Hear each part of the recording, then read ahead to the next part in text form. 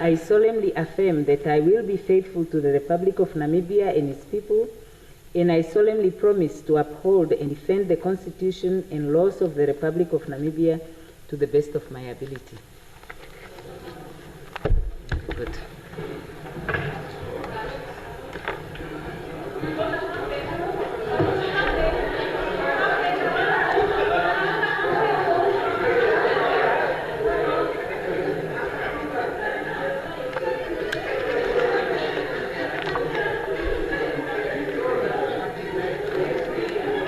An announcement.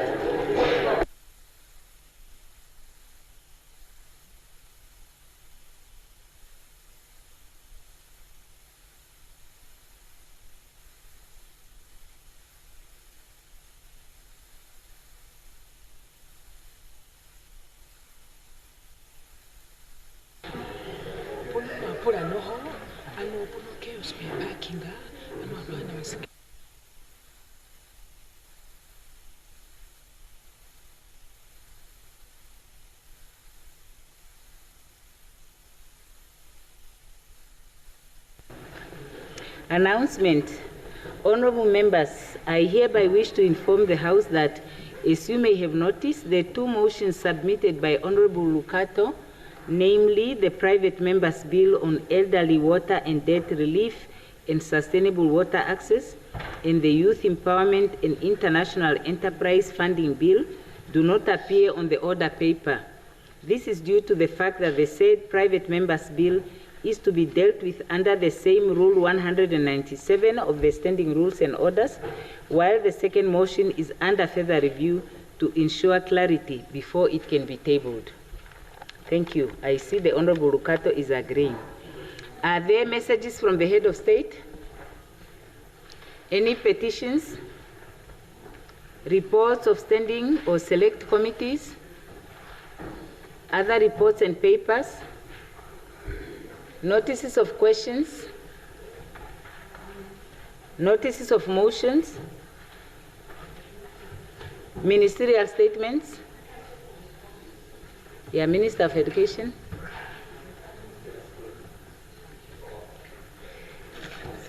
Oh, okay. We have responses. Oh, okay.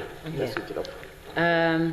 Reports from the Committee of the Whole Assembly and consequential proceedings? None. Then orders of the day. Now the only order of the day that we have today is questions. The new members were asking when their questions are going to be answered. So today is accountability day for the executive members. Now the first question is one by Honorable Venani of the PDM to the Minister of Finance.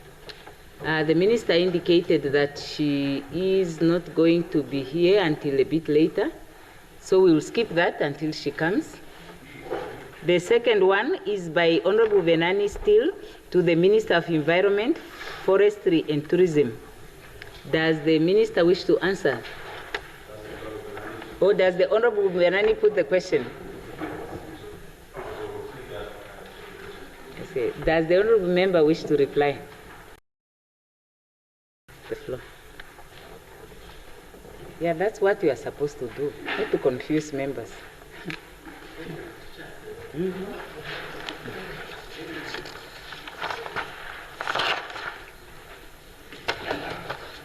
Honorable Members of Parliament, Honorable Speaker Dr. Sarah Ngongera-Mabila, thank you for the opportunity to address this august House in responding to the questions posed by Honorable Venani concerning Etosha National Park boundary fence.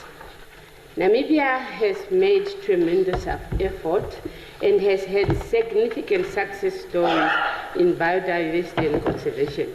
The boundary of the Etosha National Park, one of the oldest national parks in Africa, and Namibia's #1 tourist destination, is an extremely long perimeter boundary consisting of 824 kilometers fence in the Oshikoto, Oshana, Umsati, Otodonjuba, and Kunene region. Constructed in 1970, This boundary fence consists of 3 types of, namely stock-proof fence, which is 1.2 meter fence without netting wire, game-proof fence, which is 2.4 meter with netting wire, and a section of fence consisting of mainly a cable fence. I now reply to the specific questions raised by Honorable Renani. Question 1. Could the Honorable Minister provide an updated assessment of the current state of the Etosha National Park perimeter fence? Specifically, how many kilometers remain in disrepair and require urgent attention? Coming to the answer, 185 kilometers of the fence on the northern and western boundary of the park has been reconstructed, with 639 kilometers of fence still remaining. In the year 2020, the ministry put up a program to upgrade and to reconstruct the entire Etosha Park boundary fence. The ministry is currently using own resources and staff members, members of the National Youth Service, and community representatives for the construction of this fence project. We have 10 members for National Youth Service, 25 members from community, with 5 of each from King Nehale, Ipumbu, Asilongo, Shusona, Ehiro, Bipuka, Conservancy, and the Sun community.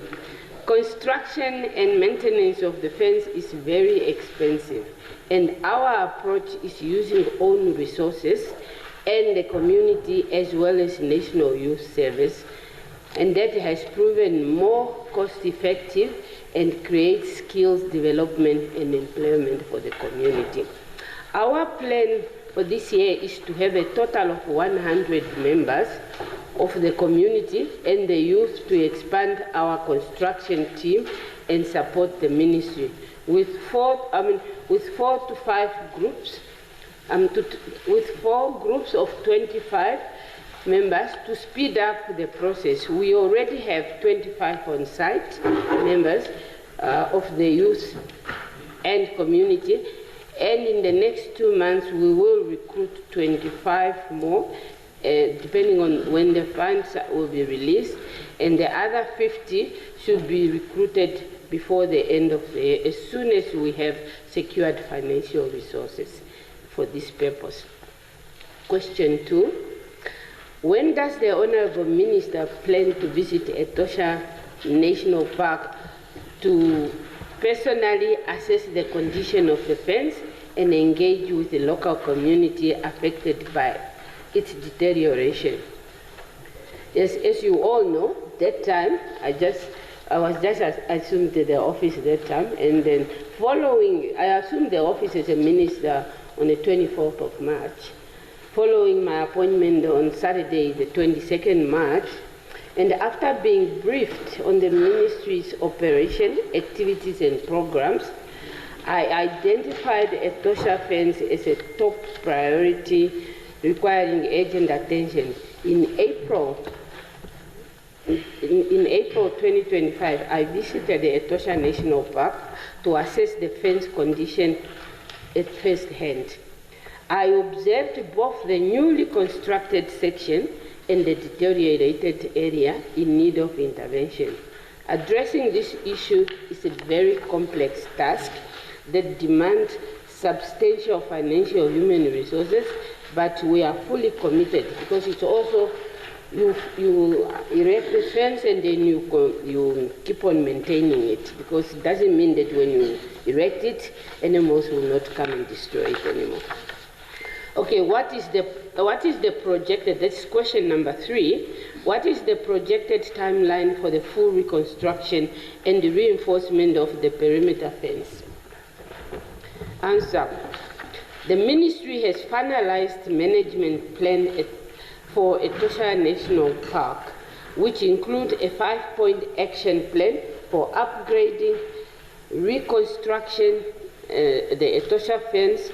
Our goal is to complete the reconstruction of the park boundary fence by 2030, looking at the pace we are going now. However, with strong support for the neighboring community and farmers, coupled with increased funding, whether through sustainable use of wildlife resources channeled into the Game Products Trust Fund, or through higher budget allocation to the ministry, this target could be achieved even sooner.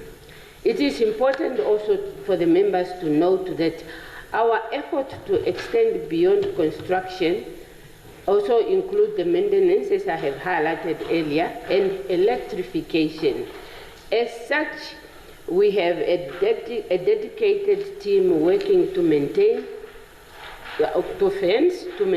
both the new and existing sections of the fence. Question 4, since the deterioration of the fence, how many incidents of human-wildlife conflict have been reported to the ministry? Could the Honourable Minister provide details on the nature and frequency of these incidents? Yes, and the answer comes as follows. Yes, over the past 5 years, this statistic that I'm going is for the past 5 years, since 2019 to 2024, 388 livestock comprising mainly cattle, horses, donkeys, goats were caught and killed by wild animals in conservancies neighboring the Etosha Park. 61 hectares of crop fields were damaged during the same period, and this is mainly by elephants. Important to note is that much of human-wildlife conflict incidents being experienced around the Etosha National Park involves crop damage, predation on livestock, and damages caused by the to the water infrastructure. However, these damages and predation is not necessarily just caused by animals from Etosha National Park. There are also some animals that also migrate from other countries, and as you all know, that there are also residents and wild animals in communal areas and farm adjacent to the park. Some even make their fences attached to that of the national park. What specific measures, this is question number 5, what specific measures have the ministry implemented to address and mitigate the reported incidents of human-wildlife conflict resulting from the compromised fence? How effective have these measures been in ensuring the safety of both local community and the wildlife? The ministry have worked with the communities and farmers around the Etosha National Park in putting preventative and protective and mitigation measures in place to manage human-wildlife conflict. Measures put in place include mainly the construction of elephant protection walls to protect water infrastructure for community and farmers, provision of alternative water point for wild animal, construction of predator-proof kraals to prevent livestock from being killed by predators, removing of problem-causing animals. Like mostly you hear that very often that certain animals have been escaped and they are also removed from the area, and collaring of wild animals for any early warning system has been put in place. We have also been conducting awareness programs with communities. Some communities have their cattle post and crop field too close to Etosha National Park, which means that when animals are in the park, they can easily see the domestic animals, which are easy target and because of easy hunting target. Some communities have their cattle post crop field too close to the Etosha National Park. Others have even connected their fences to that of the Etosha National Park. This cannot be allowed as it attacks wild animals to get out, attract wild animals to get out of the park and attack livestock and graze in crop field. We believe the measures have contributed significantly to the reduction of human-wildlife conflict around the Etosha National Park, and we will continue to do so, and more to be done, including by the community and farmers themselves. As we just, animals are just also advancing in their activity, so as it's not a project that we are just done once and we are finished. We are also continuously trying how to mitigate these measures. With those few words, I thank you. Thank you, Honorable Minister. Are there any follow-up questions? Honorable Venani? Yes. Honorable Minister Daniel, thank you very much for your answers. But I think you are dealing with a very complex problem in a very uncomplex way. You cannot be telling communities that you are subjecting them for 5 years to complete the fence. 2030 is when you want to complete the fence. In the meantime, their animals can be mauled by lions and wild animals because they are close to the fence. The very purpose that you have a sanctuary such as Etosha is to have free roaming animals for the attraction of the fauna and flora of the country and for tourism, foreign valuta. But now you are earning your money through tourism, you are earning your money through fauna and flora and all the taxes and the rates that you are charging everybody. But a farmer in Oshana, a farmer in Msati, farmer in Kunene must lose their animals because you are not doing your job. Madam Minister, you are a new minister. You cannot take the approach that the ministry was having. I thought you were a new broom and you were going to bring new changes. But you can't finish the fence of Etosha for a period of 5 years. You are sitting on communities' throats and farmers are dying and they are losing their animals. So I really think that as a new minister, you must have a new approach at addressing the fence of Etosha so that you can continue benefiting as you are benefiting from your ministry, getting money from tourists, so that farmers also have their share. But to say that, no, farmers must not come close to the fence, you have a fence to protect them. Your fence is lacking. Fix the fence, Madam Minister. Yes, thank you. Honorable Minister, do you want to say something? Yes. You have the floor. Honorable Venani, I fully understand you, but you also need to understand the complexity of how animals. Just give me a chance. I gave you a chance to ask a question. Just give me a chance to say something. And if you have a follow-up question, you can come after. Yes, I fully understand, but we're working on a budget. Just as much as we want even to give employment and to fence that fence in 1 year, financial-wise we are not able to. But it doesn't mean that, I think if you can recall, in the past there were contractors hired to fence, but you haven't heard me talking about a contractor. I'm talking about using the National Youth Services, the community around, because during my visit, when I looked at the fence and where we had a pilot, they had a pilot of a group from the community and the youth services, at least that fence was properly done. But I also want you to note that despite you fencing, there's a lot of maintenance. It doesn't mean when you construct a fence, you completely stop elephants from destroying the fence. Even if it's electrified, they still break it. And I think those are just some of the things that we have to take into account. Yes, it's not like we have stopped thinking. We are coming up with modalities and how best. And should I get money even next year, you will see the difference. Those things, I hope I have cleared your mind, they have convinced you.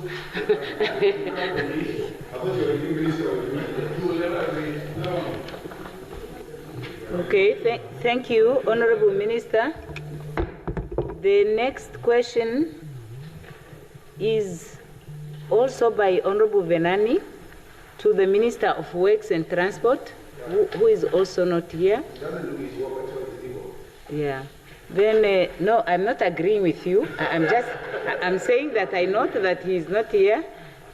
So we proceed to the next question, which is also by Honorable Venani to the Minister of Works and Transport again.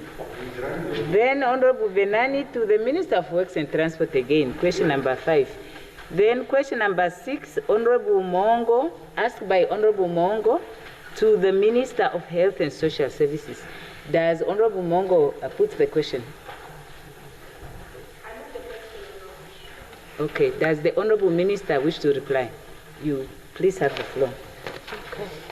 Thank you for the opportunity to speak, Honorable Speaker, Honorable Members of Parliament. If you will allow me to, Honorable Mungo and I attended actually a mental health gathering a few days ago for parliamentarians, where parliamentarians were invited. Some of you were there present. We did address some of these questions, but also for the sake of the public, I will address them once more. Allow me, Honorable Speaker, question number 1. Could Honorable Minister kindly provide the projected timelines for the completion and submission of the finalized mental health bill, considering the progress made thus far? Question number 2 and 3 speak to the same, so if I may read them out and answer them at the same time for the sake of time. Number 2, has the Ministry engaged the consultant to assist with the finalization of the bill and its accompanying regulations as previously planned? If so, when was the consultant appointed and what specific contributions are expected from their involvement?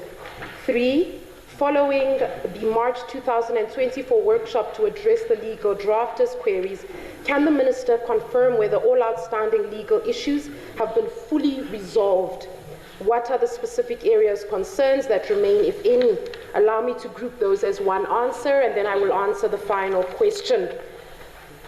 At the point of which this question was asked, Honorable Kalumbi Shangula had left the Ministry with inputs that were required from the legal drafters from the Ministry in 2024, and this was already incorporated into the bill. At this very stage, or at the point in which we had planned to answer this, arrangements had been made for a consultant to work on the bill with the Office of the Minister of Health and Social Services in order to prepare the bill to undergo review by the Minister and then to be resubmitted to the legal drafters. I wish to highlight that the situation has changed and we have progressed significantly. We have not only engaged the consultant to finalize the bill, but we have also engaged the consultant in order to finalize the regulations. But I wish to highlight very importantly that these questions are valid, and I emphasized it to the team when I joined, and I wish to emphasize this again. We must do away with it taking years and up to 10 years for us to finalize a bill.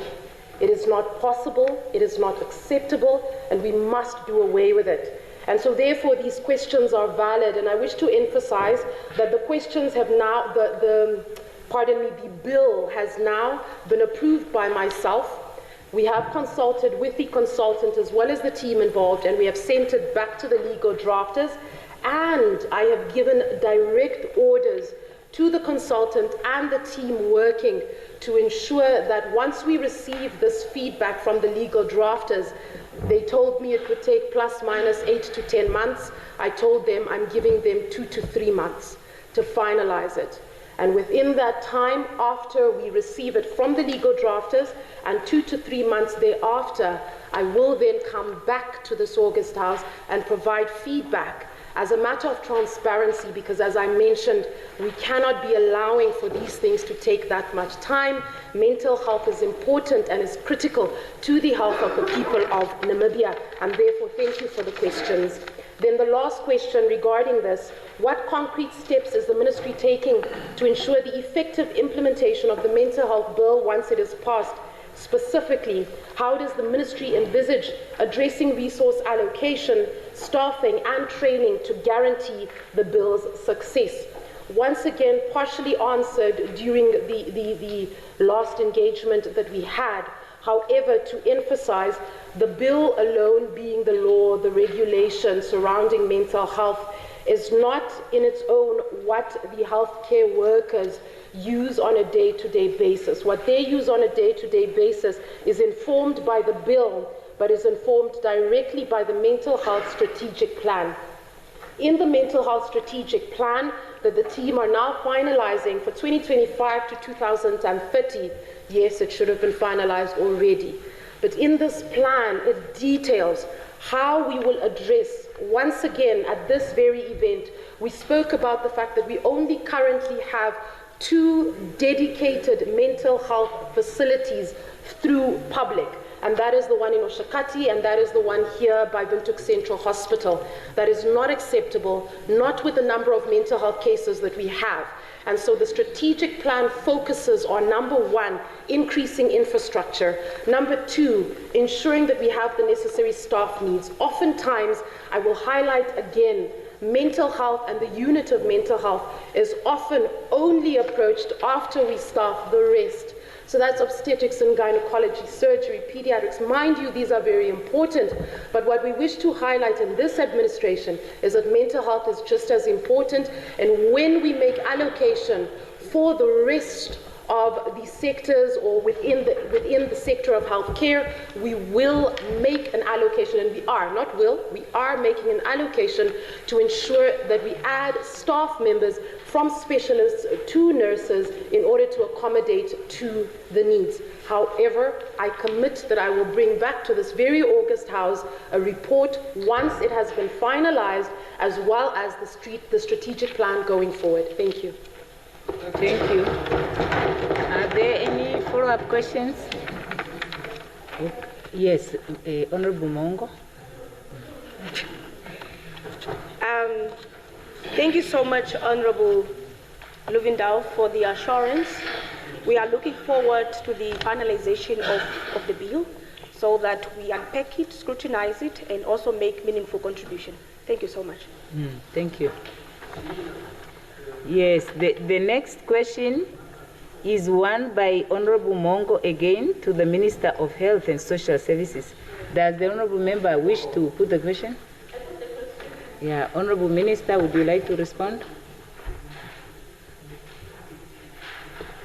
Honorable Speaker, Honorable Members of Parliament, I am happy to be answering this question, Honorable Speaker, because it is one, in fact, after the discussion in Parliament, I believe it was 2 days ago, we actually had a meeting today with the relevant stakeholders.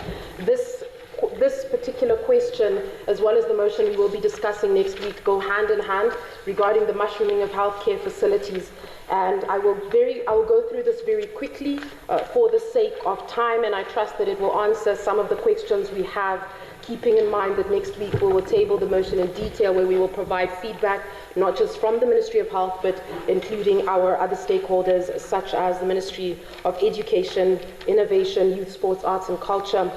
Honourable Speaker, Honourable Members of Parliament, I wish to rise to respond to questions by Honourable Winnie Mungo regarding the directives issued by HPCNA in October 2024, aiming at regulating the number of students admitted to nursing and midwifery programs countrywide. However, before I directly respond, allow me to provide a little bit of context so we're all on the same page. In 2022, the Nursing Council started noticing an increasing number of new nursing schools and students enrolled at schools annually. After today's meeting with the stakeholders at the Ministry of Health and Social Services, it came to light that there are currently 17 institutions in the country offering nursing for a population of only 3 million people. which cannot be accommodated by approving training hospitals and clinics. This problem was noticed through various training resources, namely the number of applications received from nursing and midwifery students for registration with the Council, the number of nursing and midwifery students found in training hospitals, clinics, and educational institutions, sometimes hovering over one patient at a time. Reports from training hospitals and clinics indicating that they are overwhelmed by the number of nurses that are being produced and that are being assigned to their hospital institutions. Educational institutions that reported difficulties in finding space for clinical placements of these nursing students. Nursing and midwifery students who reported difficulties in finding cases to complete. And I wish to highlight there very importantly that this is not just a statement that we pass and say, because when students cannot find the clinical cases to practice on, they practice after they are registered on us. And that becomes problematic. Members of the public who expressed concerns about the privacy of their hospitalized loved ones. Employers reporting a high number of unemployed nursing graduates showing up for job interviews. The Nursing Council established a Dean's Forum through which it consults the Dean of all approved nursing schools on matters related to nursing and midwifery training in the country. One such meeting took place on the 6th of June 2024 in Windhoek, which was attended by 32 participants from all approved nursing midwifery schools, as well as delegates from the Ministry of Health and Social Services, Namibia Qualifications Authority, and the National Council for Higher Education.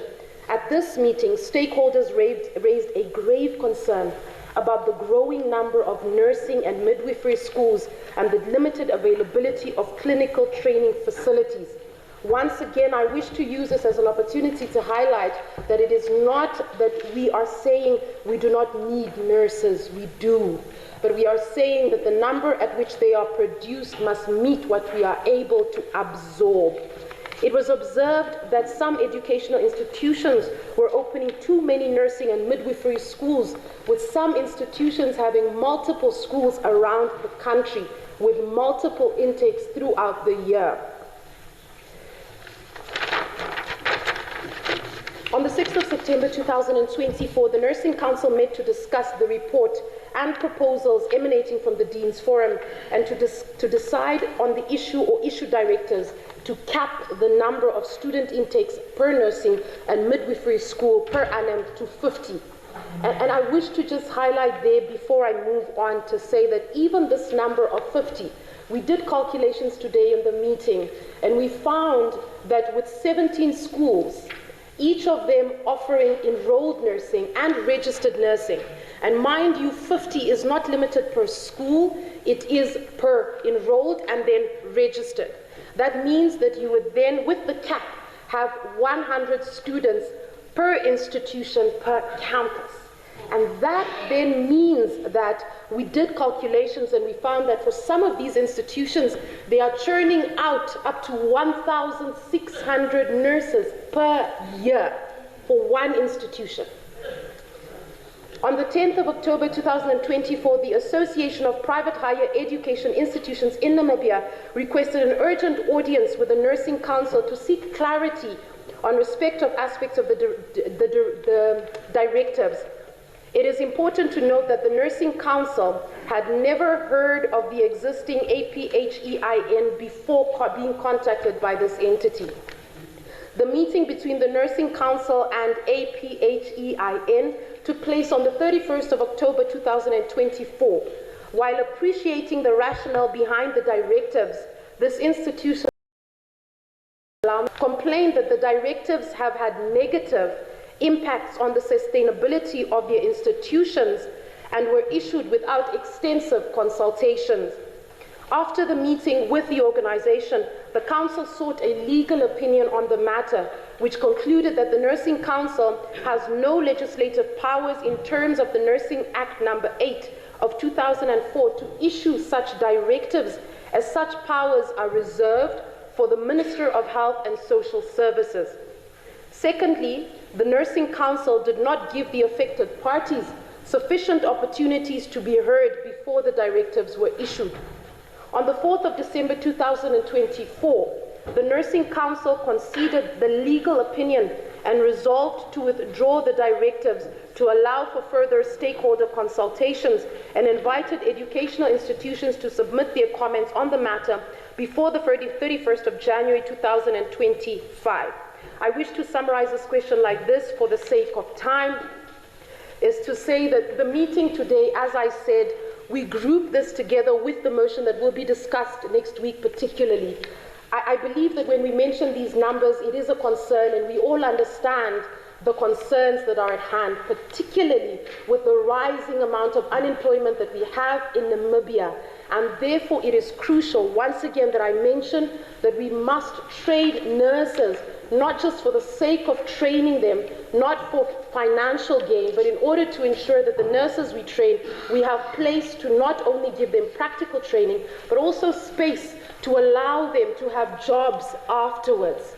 With that said, the meeting today, I will not jump ahead of the gun, as I've been told, no statements may be made if it is on the table. However, I wish to say that during this discussion, we will then go into detail as to what has been decided in today's meeting, and that will answer all of our questions regarding this number that has been capped, and also, as we have noted, that, as I have read out, some of these sort of powers, so to speak, have been invested in the Ministry of Health and Social Services, of which this happened prior to my taking office. But now that we are in office, we have engaged and we have a way forward. And we will table it next week once we debate. Then, is the Minister aware of, okay, I believe I answered this. I will read them, and perhaps if there's something I missed, we can. So is the Minister aware of this communication between the HPCNA and the association? I answered that. Can the Minister clarify the current status of these directives? I clarified that. How will the HPCNA ensure that it remains responsive to the changing needs of the healthcare system? As mentioned, that is what we discussed today, and because it has been tabled, we will answer that as well. And why has the Health Professions Council of Namibia to revoke the directives? I believe I answered that in stating that, unfortunately, it was stated through legal counsel that only the Minister has the right to issue those directives. That is why they withdrew.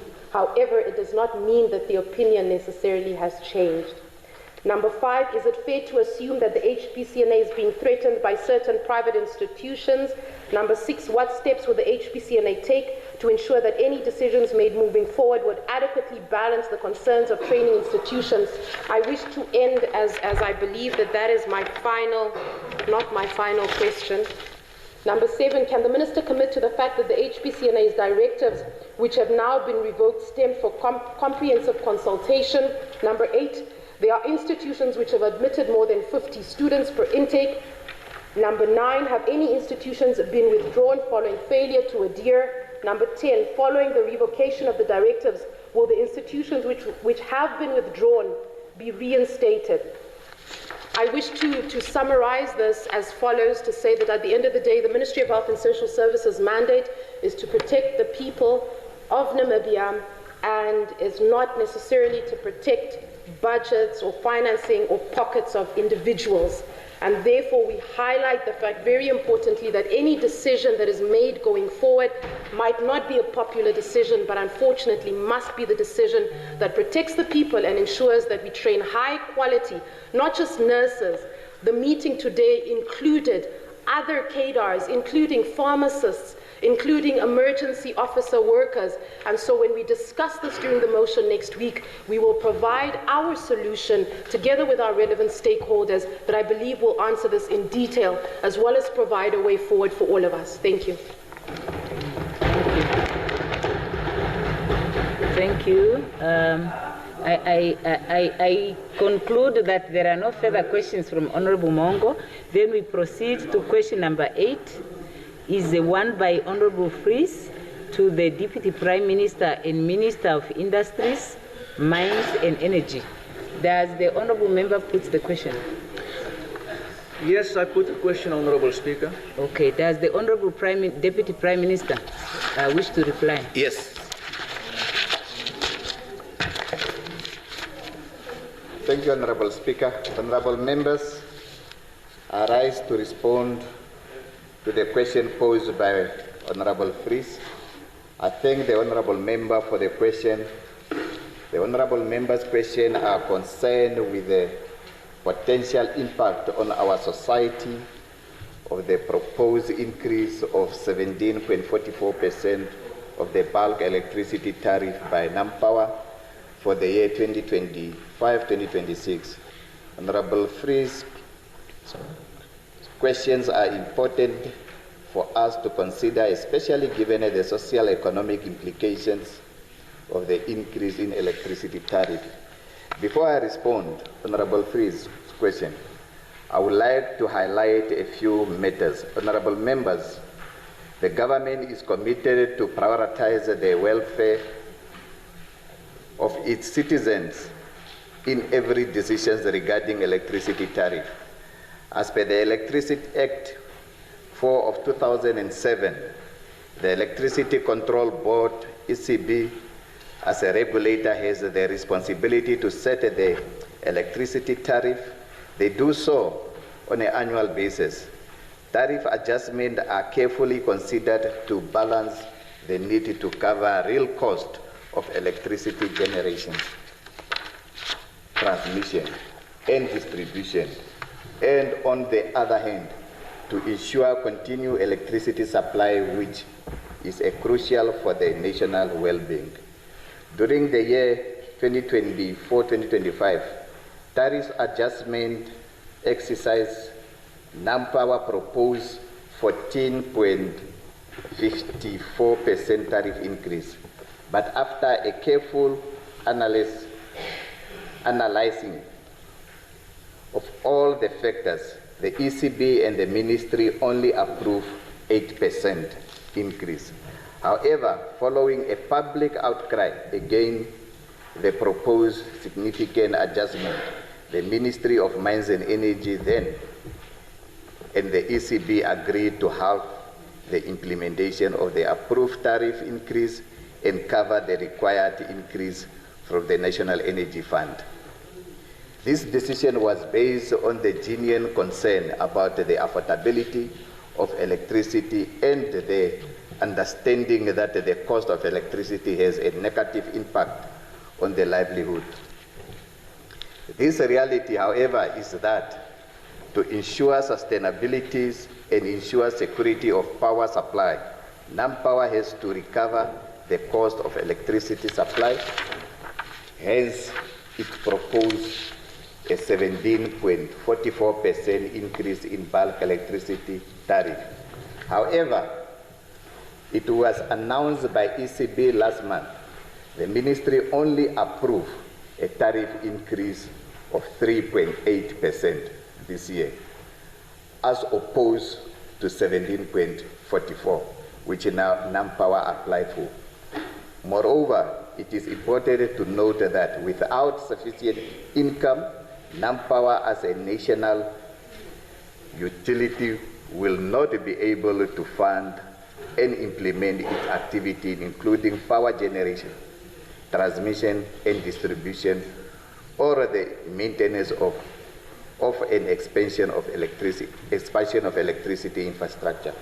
Honorable Free's first questions related to the potential impact of the proposed tariff of the Namibian household.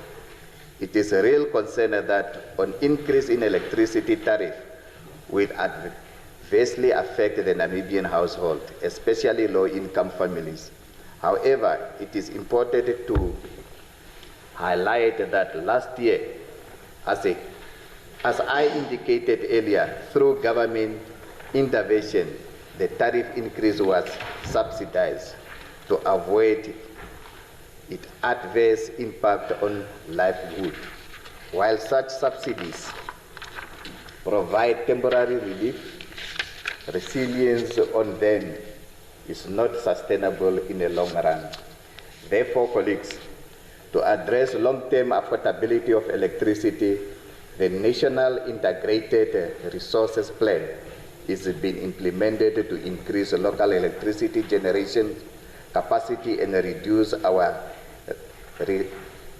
reliance on electricity import, which are subject to external cost fluctuations. In the medium to long term, this will stabilize electricity price and make electricity more affordable for consumers, particularly low-income families. Regrettably, until we significantly reduce electricity import, tariff increase may be necessary to ensure a financial sustainable electricity sectors and also to avoid dependency on government subsidy that will not be sustainable in the long run. The ECB and the ministry will review NamPower proposed tariff increase to ensure that any approved tariff increase is justifiable. Therefore, colleagues, a balance has to be struck between NamPower financial sustainability and consumer affordability. The second question of Honorable Fries related to the measure to mitigate the potential impact of proposed tariff increase on household consumer. The government is exploring different measures to protect consumers, particularly low-income families, from higher financial burden arising from an increase in electricity tariff. Those measures may include targeted subsidies for low-income households to offset the impact of high tariff, encouraging and promoting energy efficiency programs to help households reduce electricity consumption and cost. While it is necessary to ensure that NamPower costs in providing electricity are prudently covered, it is important that the impact on vulnerable community is carefully considered before making a final decision on any tariff adjustment. The third question related to the potential economic impact on the proposed tariff increase. As part of the tariff review process, the ECB assesses the potential economic impact of the proposed tariff increase on businesses and industries. To ensure that all concerns are addressed, the ECB has engaged stakeholders to provide input in evaluations how the tariff increase may impact issues such as production cost and overall business competitiveness, employment stability within industries that rely heavily on electricity, and economic growth and investment in key sectors. Therefore, honorable members, the final decision on tariff increase considers the broader economic implication on the proposed tariff adjustment. The fourth question is about the options the Ministry and NamPower are exploring to improve energy efficiency and reduce the impact of tariff increase. The Ministry and NamPower are actively exploring alternative solutions to avoid significant tariff increase. Those options include investment in renewable energy, such as solar and wind power, to diversify the country energy mix and lower long-term electricity costs. Several generations projects are underway or planned, including solar, wind, and biomass projects, with a total additional capacity of 250 megawatts. Those projects support Namibia goals to increase local electricity generation capacity and reduce reliance on costly import, thereby contributing to long-term affordability and sustainability in electricity. Question related to plan to improve NamPower financial management to reduce its operation costs and subsequently lessen the need for regular tariff increase, ensuring that NamPower operate efficiently and in a cost-effective manner is a key priority to NamPower and the Ministry. To this end, the ECB, as the electricity sector regulator, is currently reviewing the tariff adjustment methodology to include operations efficiency and reduce unnecessary costs.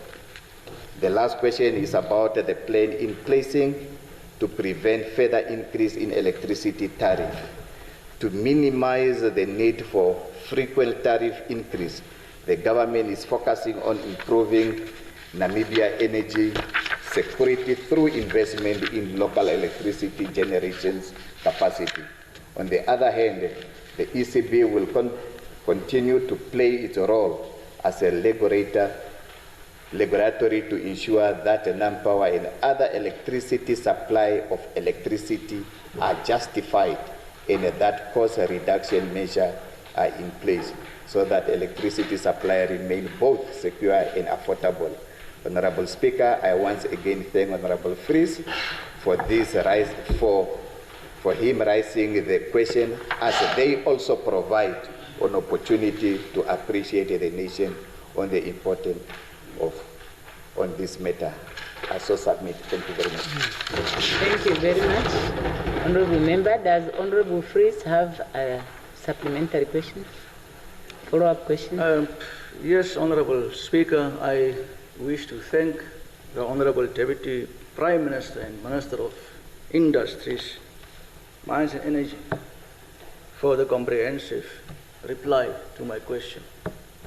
But I would just want to ask the Minister or the Deputy Prime Minister to look into the continuous subsidization,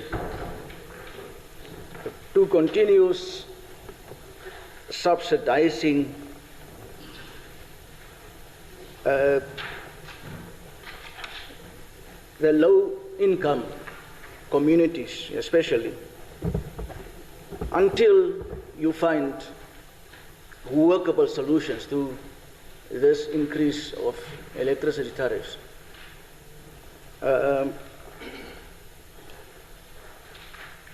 When will the targeted subsidies be implemented? It will take a while, I think, and that is on that score that I would implore the government to think of continuing with the subsidization until the problem is resolved. With these few remarks, Honorable Speaker, I thank the Deputy Prime Minister. Thank you very much. Honorable DPM, do you want to say something? Thank you very much, Honorable Speaker, Honorable Members. It's a very, very good proposal that we subsidize electricity to our people, especially the low-income ones. It's a very, very good proposal that I welcome very much. But the fact remains that we need to look at the cost-effective to that effect, whether is it affordable or not. And as I said, what makes electricity expensive is the fact that we import electricity until we find a solutions to do away with importing electricity. We may find a long-lasting solutions to our electricity, and we will be able to subsidize not only the low income, but almost everyone in Namibia, because electricity is not, it's a need to all the citizens of our country. Thank you very much. Thank you. The next question is one by Honorable Fries again to the Minister of Environment, Forestry and Tourism. Does the Honorable Member put the question? Yes, Honorable Speaker, I put the question. Okay, does the Honorable Minister wish to reply?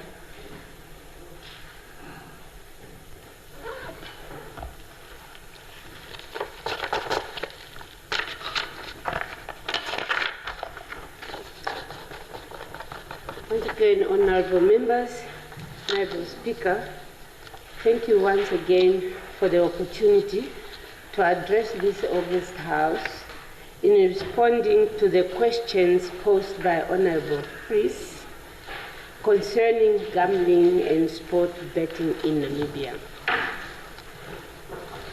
Honorable Speaker, gambling and betting are both entertainment and revenue generation. In Namibia, gambling and betting presents both opportunities and challenges. Yes, gambling, betting, and gaming are legal recognized activities, and they are regulated by the Act of Parliament. However, rising accessibility, especially through mobile betting, has increased and has posed a risk of addiction, especially amongst the youth and unemployed population.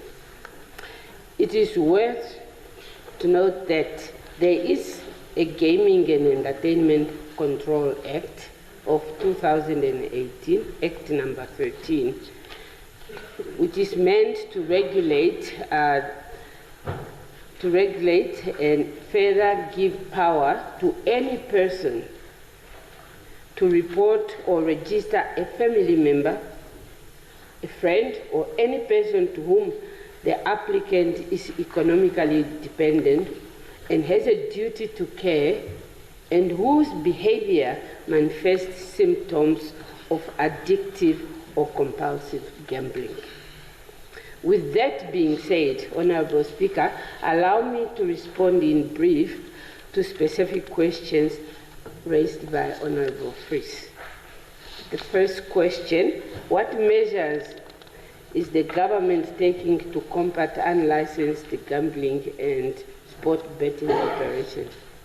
You all know that the ministry has operationalized the law and appointed the Gambling Board of Namibia, especially for the purpose of regulating and addressing illegal gambling activities like unlicensed gambling and sport betting operation in the country.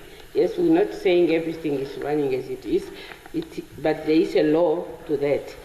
The enforcement of this law took effect in 2021, and to date, the board attended to over 280 applications from illegal operators.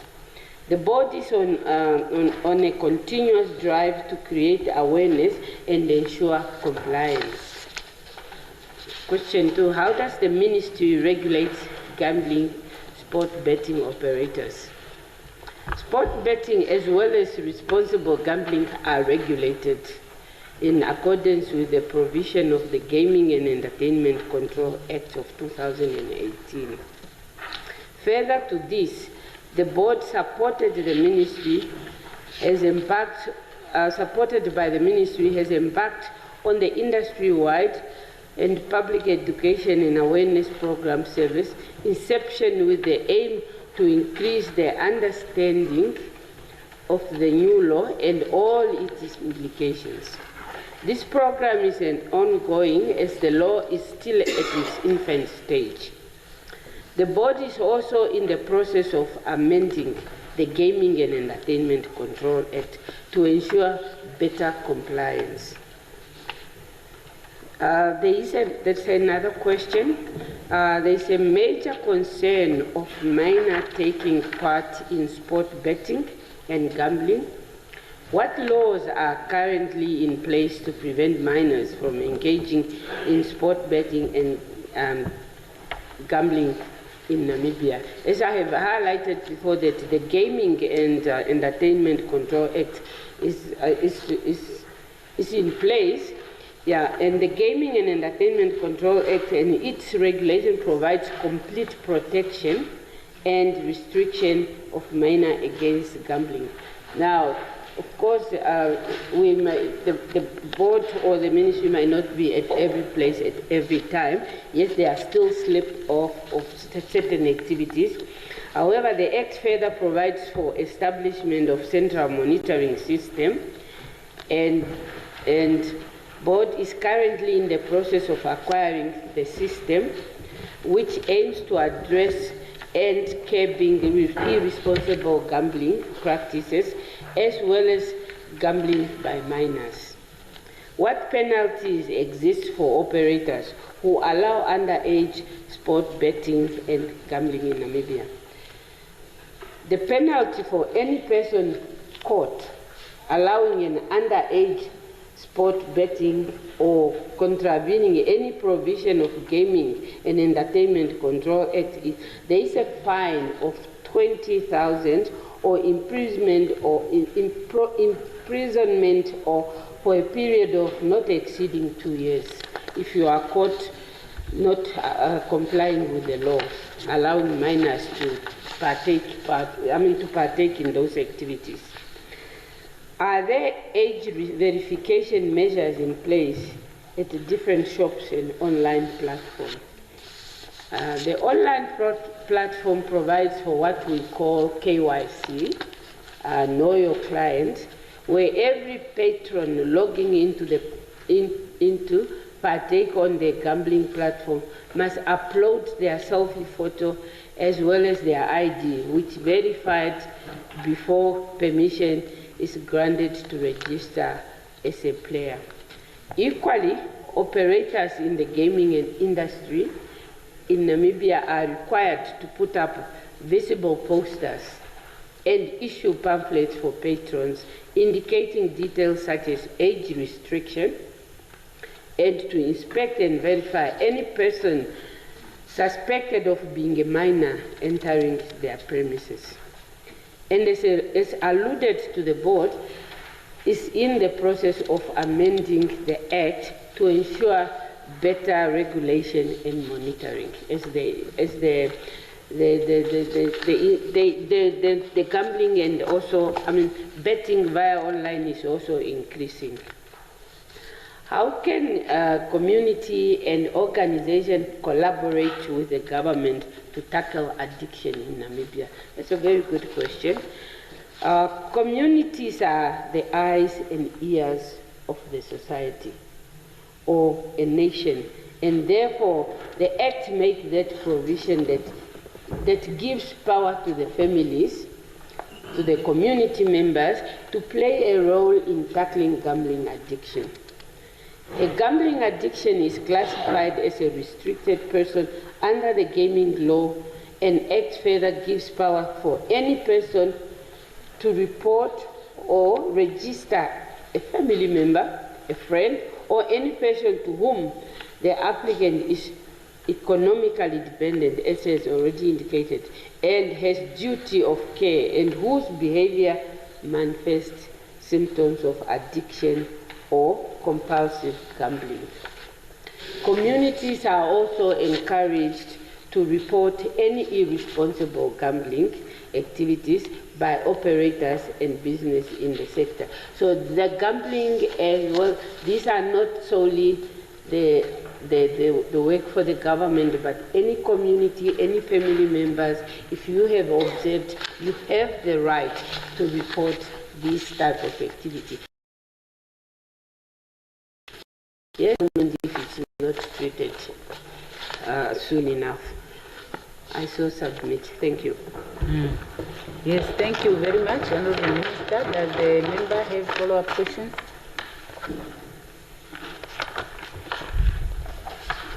Yes, Honourable Speaker, I thank the Minister of Environment and Tourism for the reply. I heard the Minister saying that the amendment of the Act is coming. Now, when can we expect this Act to come to the National Assembly? I think our communities are perishing out there whilst we are waiting for the actions to be taken. Thank you. Yes, Honourable Minister. Thank you, Honourable Frisch, for the follow-up question. Yes, it is a concern, and it is also my priority that we get this as possible. I think the due process has to take place, but I think you will expect it soon. I cannot specify on the date, but it's something that we are working on. Please be assured that it will come. It's on the way. Thank you. Thank you, Honourable Minister. The House will now rise for a break until 16 hours.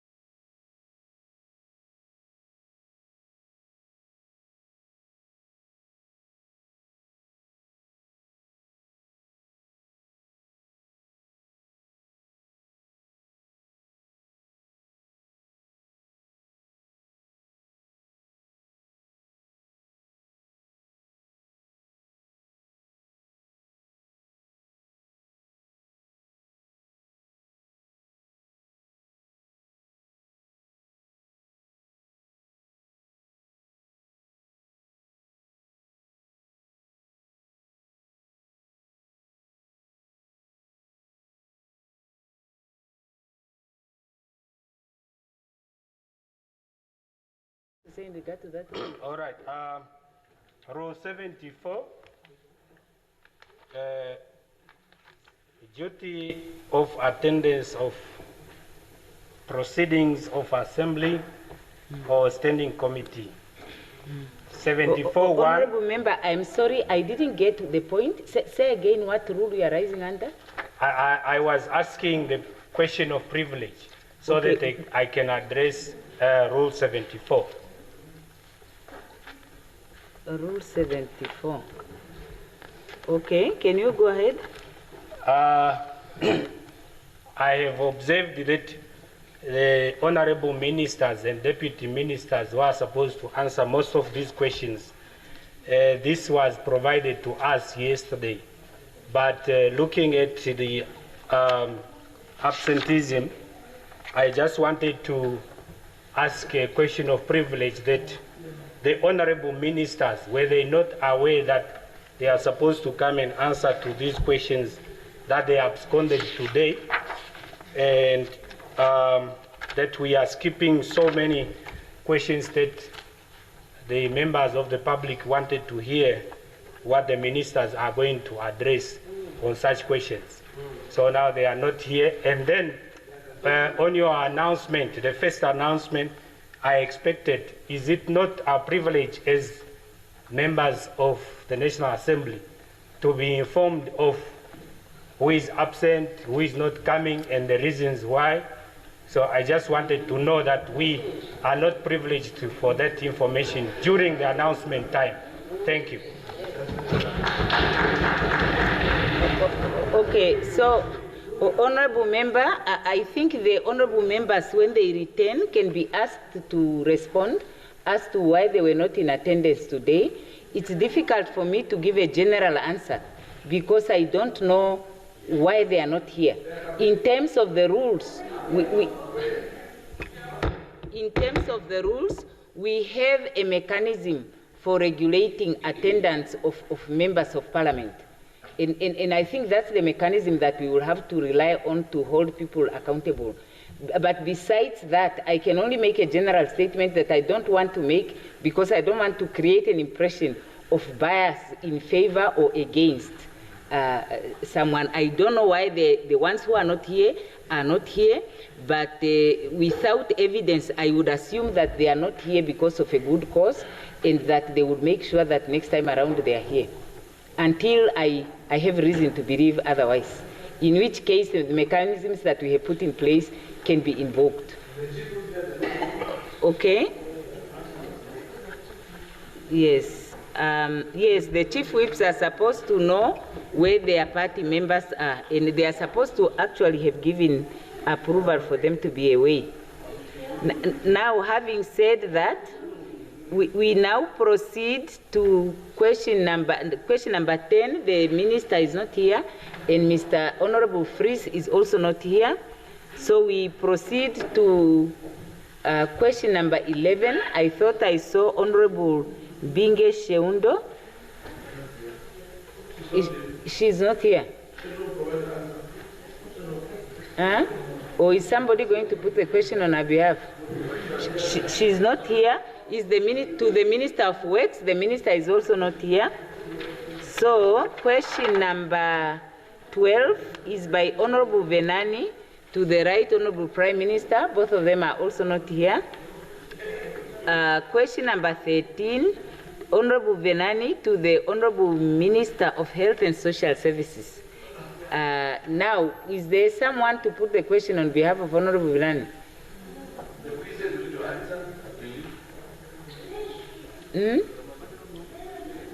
Honorable Mongo, you have the floor. I put the question. Okay, does the Honorable Minister wish to reply?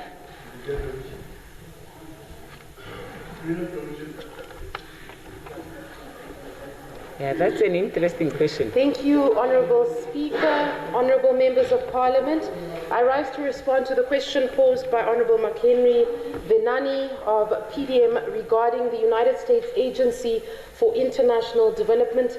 Permit me to provide a brief background. I know this is a very important question, one that has been asked on numerous occasions through the corridors, particularly after the so-called 90-day pause. But it was based on a lot of misinformation, and allow me to clarify and then answer the question at the same time. On the 20th of January 2025, the government of the United States of America issued an executive order titled Reevaluating and Realigning United States Foreign Aid. The executive order states that the U.S. foreign aid industry and bureaucracy are not aligned with American interests and values. They serve to destabilize world peace and promote ideas in foreign countries with inverse harmonies and stable relationships in those countries. The policy statement in the executive order is that no further U.S. assistance shall be disbursed in a manner not aligned with the foreign policy. The order at that point in time mandated a 90-day pause while assessing programmatic efficiency and consistency with the United States foreign policy. I shall now proceed to respond to the questions in the order in which they were posed. Number one, given that Namibia's healthcare sector has long relied on external funding, can you provide a detailed analysis of how the recent cuts in U.S. aid funding has directly impacted the delivery of healthcare services in the country? Specifically, what key programs have been affected by this cessation?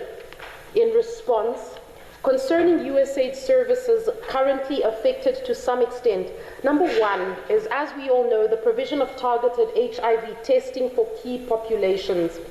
Targeted prevention programs, particularly for adolescents, where USAID played a key role in testing as well as counseling of this particular population. With respect to voluntary male medical circumcision, SAFE, Ministry of Health and Social Services, a project, 23 staff members' contracts terminated, including supporting service for technical assistance for both TB as well as HIV, as well as community support from NGOs that were supported directly through USAID. Although targeted services were provided by supporting implementing partners, the communities can still access the same facilities at public health facilities in their vicinity. However, the ministry will need additional funding to retain the staff members supported by external funding sources, particularly those that were working under the projects that I mentioned. The US-funded agency supported activities that ensure quality in the implementation, particularly of HIV and TB services at the facility as well as at community levels. Cadres supported by US funding programs include community health workers, nurses, clinical mentors, program officers, and doctors who provided and some still provide guidance and supervision in the implementation of these interventions. I will address in the last question how we are addressing this. Question number two, how have these reductions in funding affected the operations of the Ministry of Health and Social Services, particularly in respect of staffing as well as the procurement of essential medical supplies? With regards to staffing, I believe the first answer answered that and how we are affected. With regards to essential medical supplies, I wish to reiterate, as I did during the budget discussion, that the government of the Republic of Namibia funds the procurement of pharmaceuticals, including ARVs and TB medicines, through the budget that is allocated to the Ministry of Health and Social Services. The government funds 100% of Namibia's ARVs, while development cooperation partners largely provided support when need arised. However, to date, the government still currently supports or provides for 100% of our ARVs.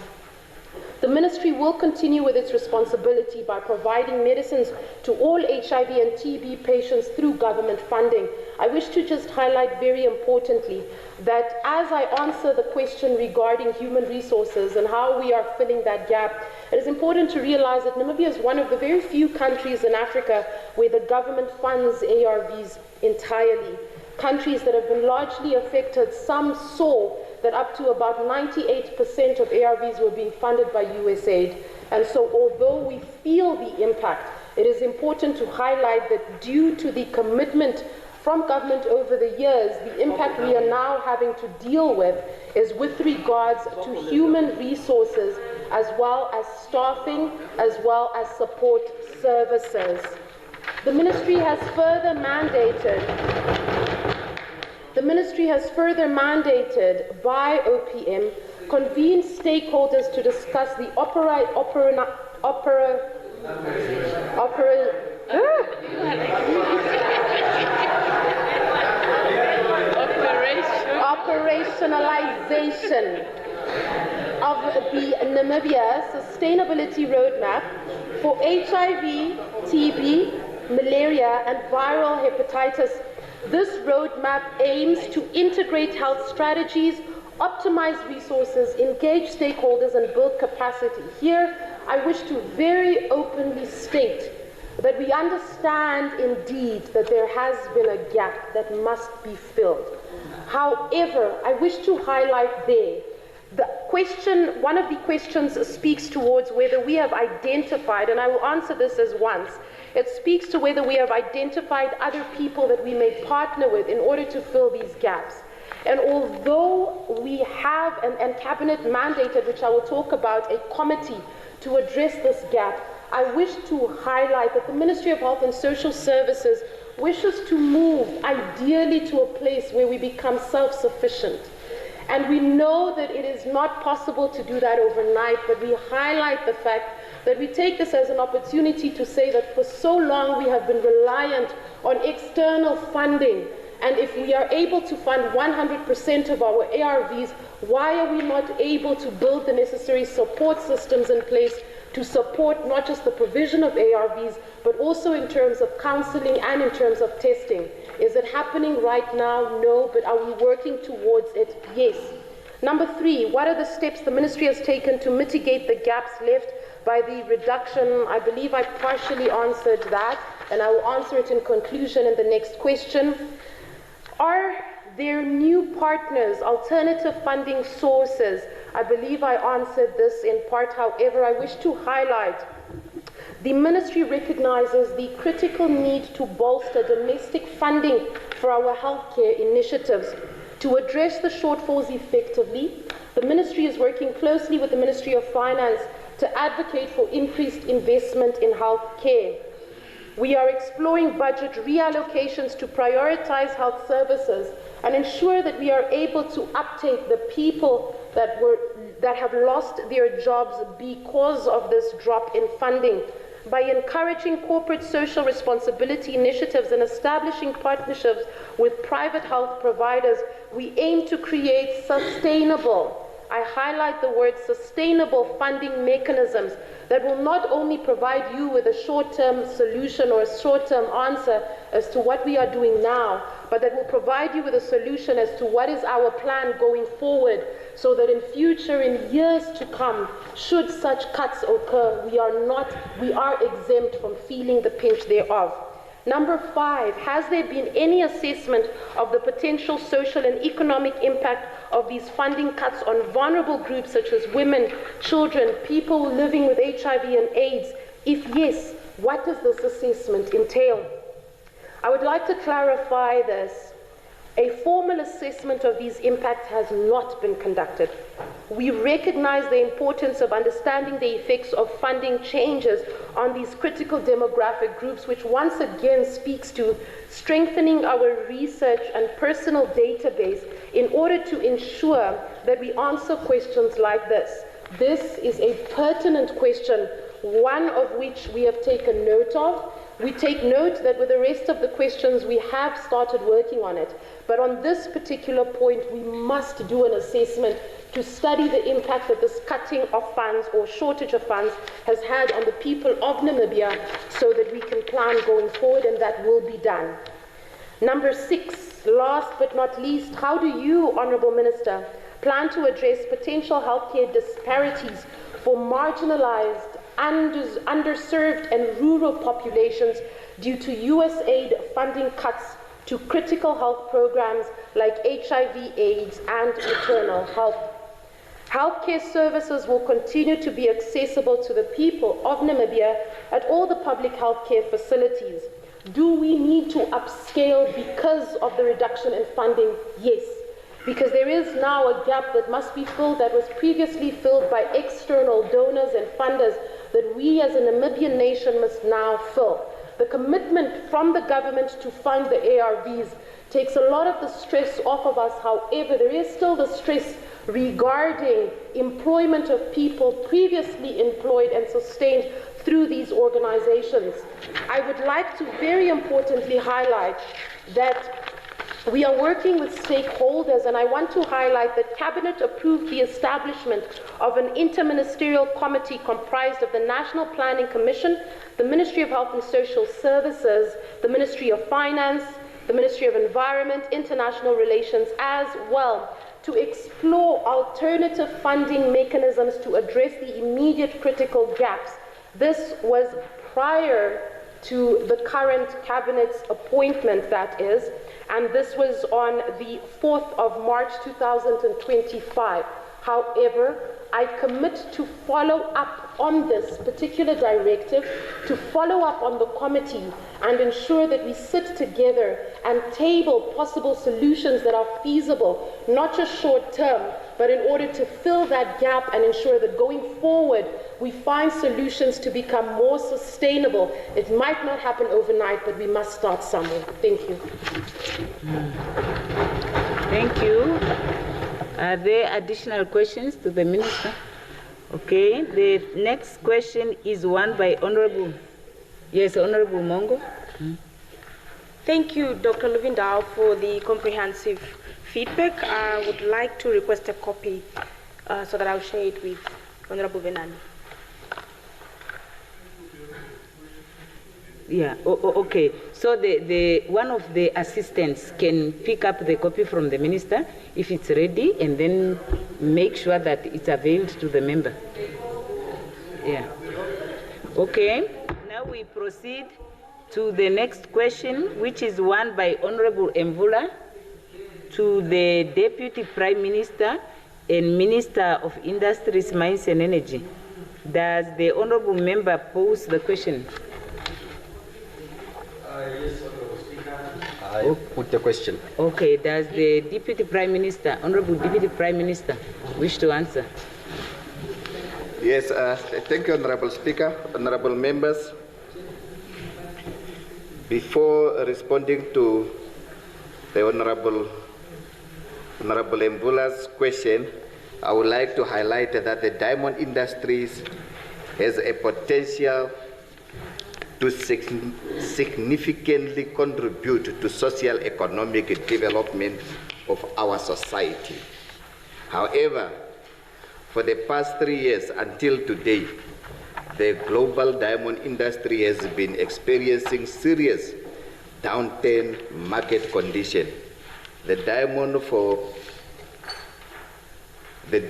for diamond has fallen significantly, such that mines have to reduce their output, which threaten the jobs.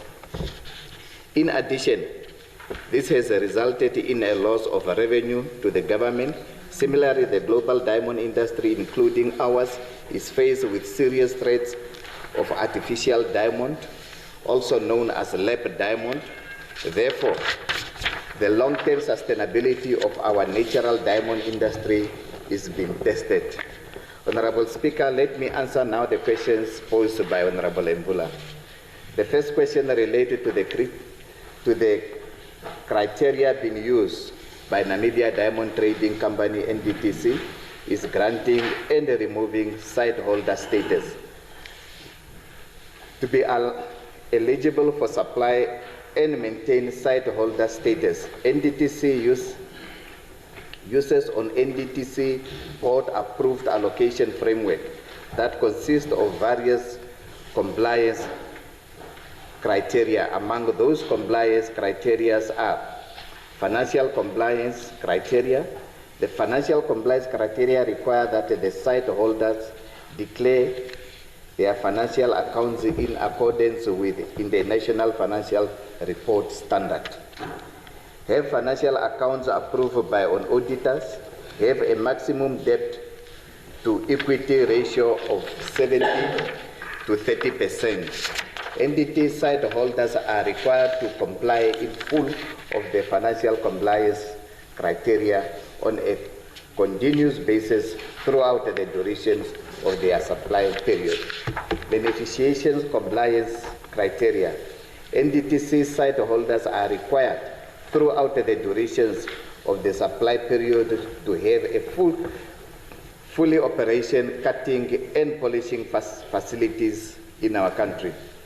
Minimum purchase threshold requirement to be eligible for supply and maintaining site holders status. The site holders must meet a minimum purchase threshold of 15 million US dollar. This is to ensure site holders can support their Namibian factories with a craft supply that enhance the viability and sustainability of the Namibian operations. Honorable members, the second question of the honorable member related to the ground on which 3 companies lost their site holders status. The decisions to terminate site holder status is based primarily on the site holder inability to continue certifying the compliance criteria as set out in the NDTC supply agreement entered between NDTC and each NDTC site holder. The site holder inability to certify the minimum purchase requirement as set out in the NDTC rough diamond supply agreement entered between NDTC and NDTC site holder. Site holder inability to complete either through the purchase of a rough diamond or a relative beneficiation performance for a minimum rough diamond supply level as set out in the NDTC rough diamond supply agreement entered between NDTC and NDTC site holders. The requirement and conditions for the retaining site holder status are implicitly set out in the NDTC rough diamond supply agreement entered with each NDTC site holders and are communicated to site holders on a regular basis throughout the 3-year contract period. Honorable members, the third question is about the measures that are in place to support site holders in maintaining their status. Honorable Speaker, honorable members, NDTC, in communicating to the termination of the site holders' status clearly and extensively set out the reason for terminating the site holders' contract. The primary objective of this is to highlight areas that the companies need to work on for it to be considered to reinstatement of site holder status should there be an opportunity for NDTC to expand its site holders list. Furthermore, NDTC and Ministry of Industries, Mines and Energy committed to working with a specific company in minimizing the impact of job losses. Should the company whose site holder status has been terminated decided to cease operation in Namibia? Honorable Speakers, honorable members, there are cases in the past where NDTC, Ministry of Industries, Mines and Energy, and the Diamond Manufacturing Association of Namibia has collaborated to find placement for employees facing retrenchments due to closure of cutting and polishing factories. Therefore, I am confident that we will strive to minimize job losses should there be on case of imminent closure of a cutting and polishing factory.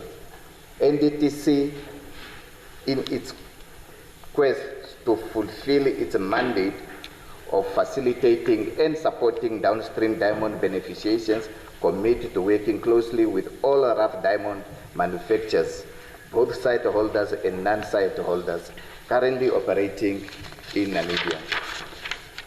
The fourth question by Honorable Mvula related to how NDTC decisions are aligned with our country economic development objective.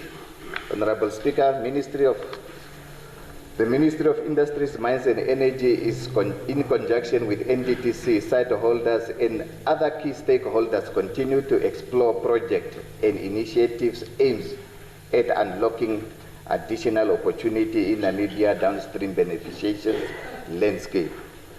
One such initiative of note is the successful launch and rollout of the NDTC Enterprise Development Program, EDP, in January 2023.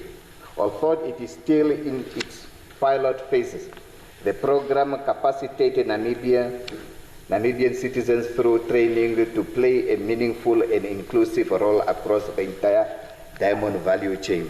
The two companies that were selected and aborted for the pilot in January 2023 continue to perform well despite the extreme challenges market conditions currently being experienced in the global diamond industry. The two EPD companies currently employ a combined workforce of 74 workers, of which 77% are Namibians.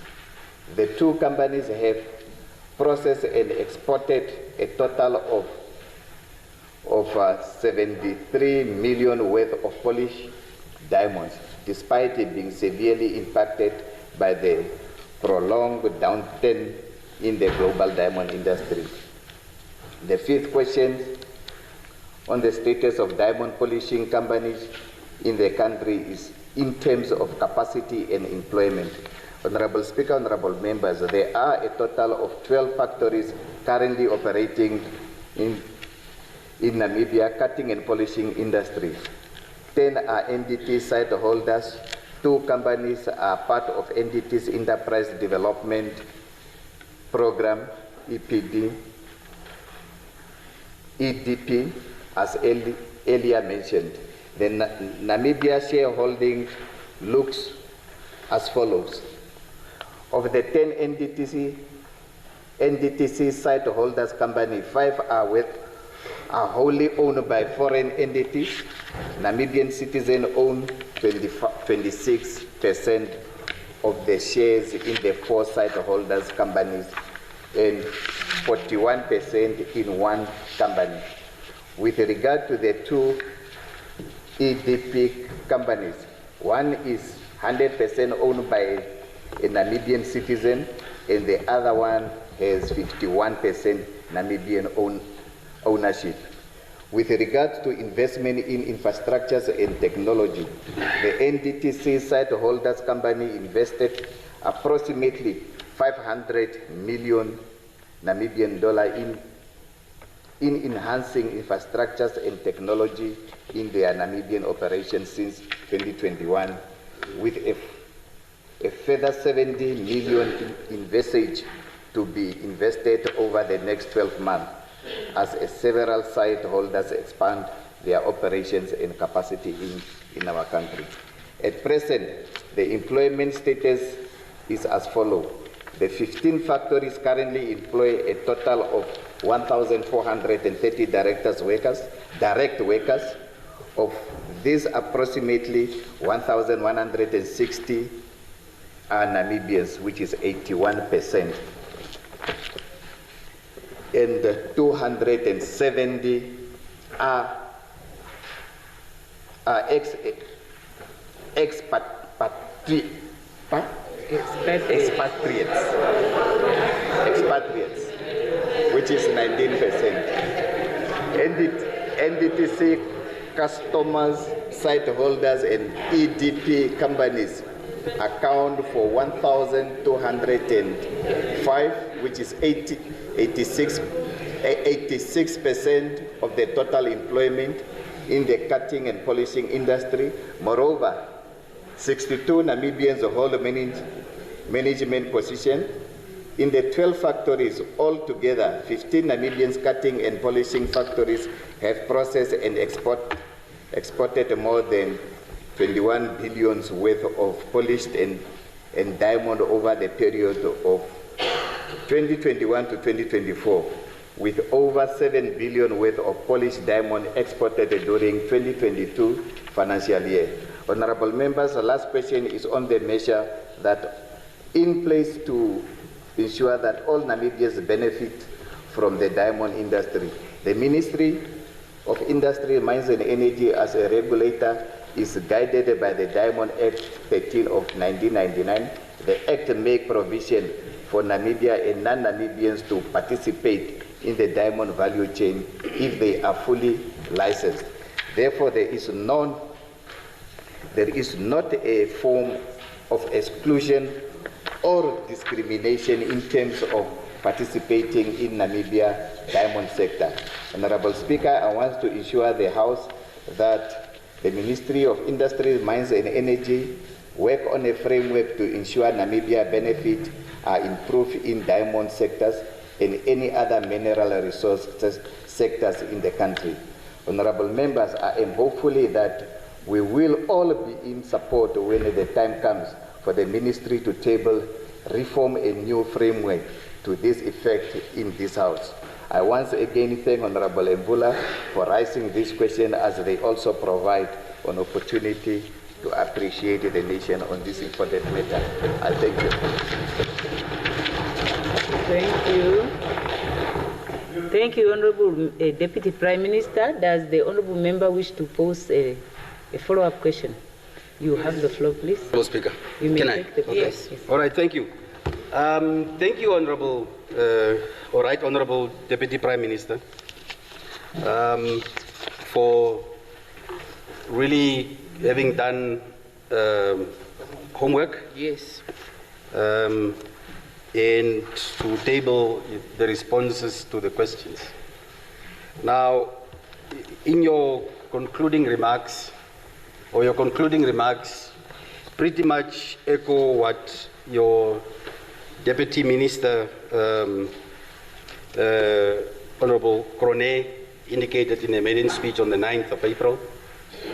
And maybe it's worth quoting from her maiden speech, page 5 or page 6, and I quote that the Ministry of Mines and Industries, or rather Ministry of Industries and Mines and Energy, is tasked to enhance sustainable social and economic development by creating an enabling and conducive environment for the benefit of all citizens. And it says further that this will be carried out through creating enabling policies, legislation and strategies to inter alia is doing business in Namibia, creating industries, and then the last bullet point, expansion and development of export markets and products. Now, one believes that the diamond industry in Namibia is governed or regulated or governed by the same act that the Honorable Deputy Minister or Prime Minister and Minister of Mines referred to, Act 13 of 1999.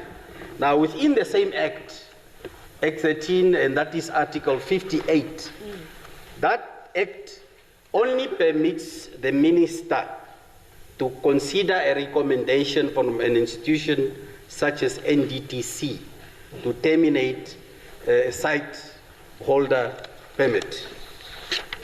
And that did not happen from the records that I submitted together with the notice of questions. Now, compounding that terrible reality, a company such as Almond, Almond Investment or Almond Diamonds, under Daker 142 Investment, I think that's correct. They have been in the country or invested in the country over or they spend in the country around about $4.8 billion in purchasing rough diamonds from NDTC. We basically, and that's converted to Namibia dollars, 4.8 billion in the past 18 years of their existence.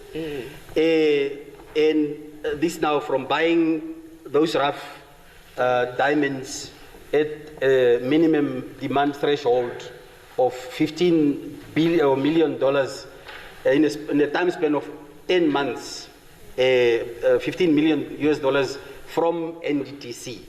As the distributor of these rough diamonds. Obviously, we know that 15% of the 100% of the 45 that NDTC gets from and the beers get from Namdeb goes to Namibia, and then obviously the rest is then a deal between the beers as well as the site holders. There were 15, now there are 12 of those site holders, meaning just companies with a permit to buy rough diamonds for cutting and polishing as part of the diamond. Now, there is a problem. If NDTC being put in place to regulate as well as to harness the industry, to ensure that the industry enjoys an enabling environment, but it basically then cites non-compliance simply because a site holder could not meet $15 million or million US dollars purchase of the threshold and only spent 13.9 million US dollars. Shortfall of around about $1 million US dollars. It's a follow-up, it's context. No. Then it's a problem because then we shouldn't talk about sustainable employment creation if we leave this type of decisions to NDTC.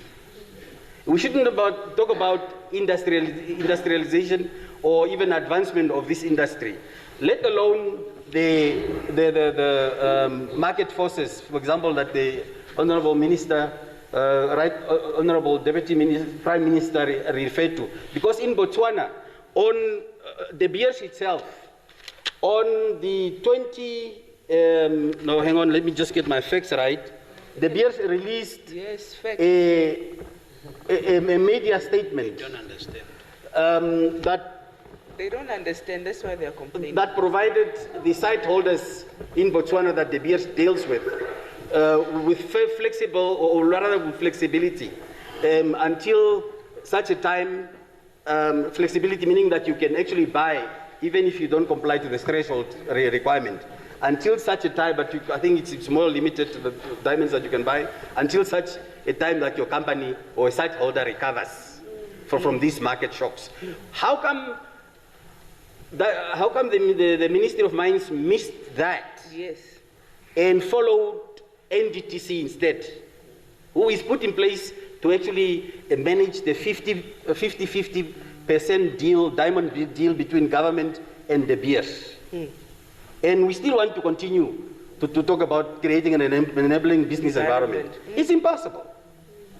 So NDTC has to learn, or rather has to be better monitored by the ministry, right, Honorable Deputy Minister, so that the President of the country does not want on this side talk about employment, sustainable employment creation, and then we have government control entities such as NDTC on the other side doing the total opposite.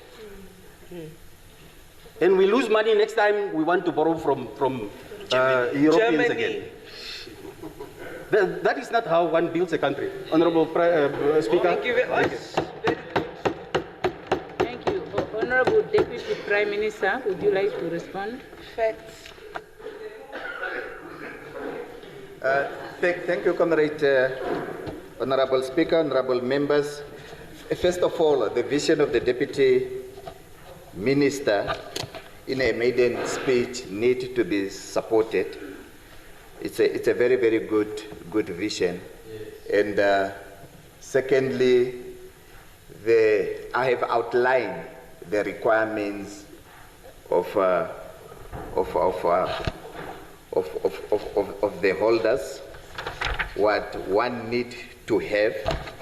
And our state president has publicly called upon all of us by outlining, I just outline what is in place now. And there's nothing wrong with that. Those are the requirements, and one should adhere to the current requirements.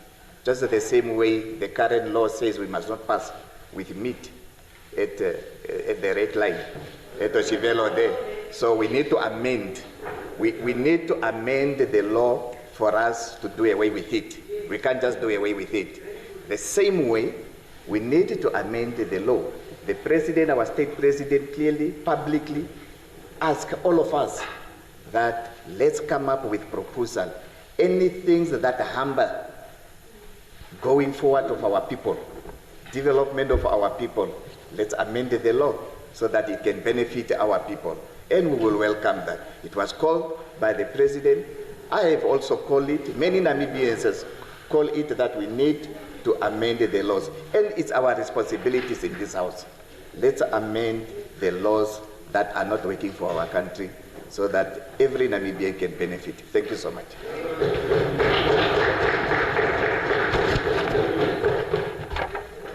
Thank you very much. Now the next question is one by Honorable Professor Ampanda to the Minister of Defense and Veterans Affairs. Honorable Ampanda is not here. Is there someone in the AR that has been tasked to put the question? Okay, the minister is also not around. Okay. Yeah, but it's okay. If the AR is not prepared to put the question, now we proceed. Yes, Honorable. Okay, do we proceed? Then we proceed to question number. Yes, Honorable Deputy Minister of Defense. No, the question is not put here. I know that. I know that. Yes, you have the floor, please. Honorable Speaker, I just want to put on record that in as much as the question is not put in this House, the question was overwhelmingly published to hoodwink public opinion with regard to an entity that is tasked to ensure the territorial integrity, the security, sovereignty, and protection of the national interest of this country. The question that was posed has far-reaching consequences, and the public needed to know. The public needed to know the other side of the story. So therefore, I would move that at some point in time, this has to be addressed. It has to be addressed. Thank you. No, Honorable Deputy Minister. Just one moment, eh? One moment, Honorable. Just one moment. I'll give you Honorable the floor. Speaker. Honorable Speaker. No, wait. We cannot allow people. Honorable Deputy Minister. You cannot just make propaganda and then you are afraid to be challenged on that propaganda. We will challenge you and challenge the propaganda in you. Whether you like it or not, we'll do that. Thank you. Yeah. Honorable Deputy Minister of Defense, are you prepared to respond to the question? Okay. Is there any person on the side of the AR that has been tasked to put the question? Okay, Honorable, you have the floor.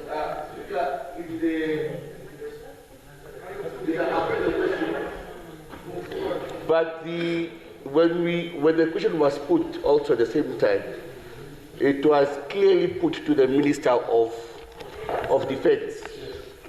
Clearly, it was not put to the Ministry of Defense and Veteran Affairs, because we understood that the minister and the deputy minister have clearly different roles to play.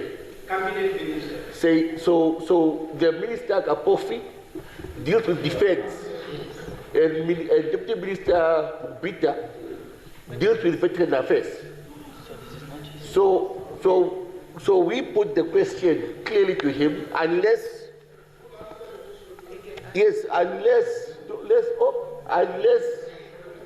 otherwise we are informed that he was instructed by the minister, but in the interim, because the question itself also has specifics on how it needs to be answered by the minister. So I'm hoping that if he's going to attempt to answer it, he's not answering it in vagueness, but as the question is put, within context of the question. If he can answer that question for us before he answers, then we'll go ahead. But if not, we'll wait. We will defend the question to Mr. Kapofi when he comes next week, and then we take it from there. But for now, we won't accept an answer from Honorable Bita. Not at all. Not at all. Not at all. He was even refusing to answer some questions here, stating that the minister is there. Honorable Kambala. No, just wait, Honorable Deputy Minister. Honorable Kambala, that was my question. I first want an answer to that question.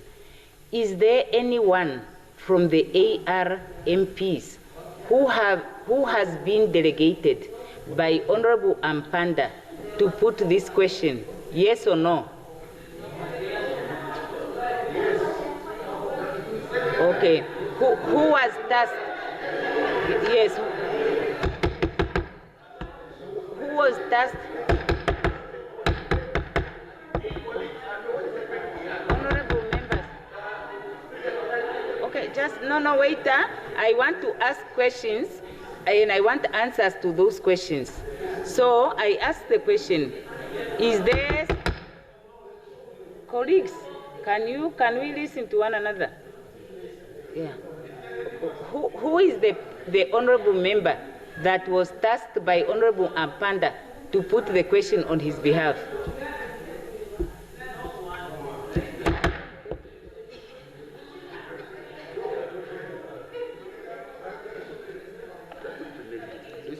Chief Whip, Honorable Speaker, seeing that the Honorable Minister is not here, we wish to put it on record that you want to defer. No, Honorable, you are not answering my question. No. The question, Honorable Member, I want you to listen to what I'm saying to you. This question was not put by AR as a party. It was put by Honorable Job Ampanda. And I just want to ask a question. Did Honorable Job Ampanda delegate somebody from the AR to put this question on his behalf? Yes or no? If not, if yes, who is that person? And is that person ready to put the question? I just first want answers to those questions.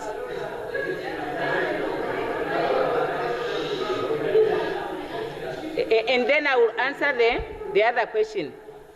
So it's not about AR, it's about Honorable Job Ampanda.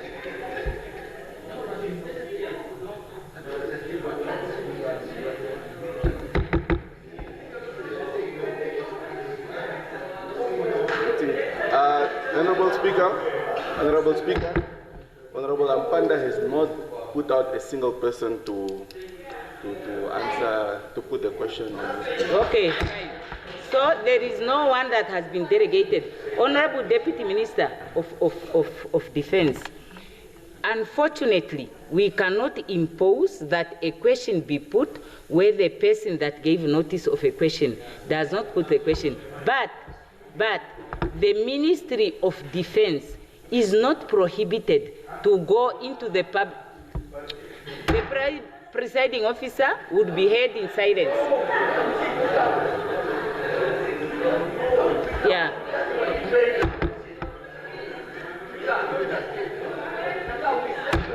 Wait. I listened to you when you were talking. I just want to be heard. The ministry, the question was put to the Minister of Defense.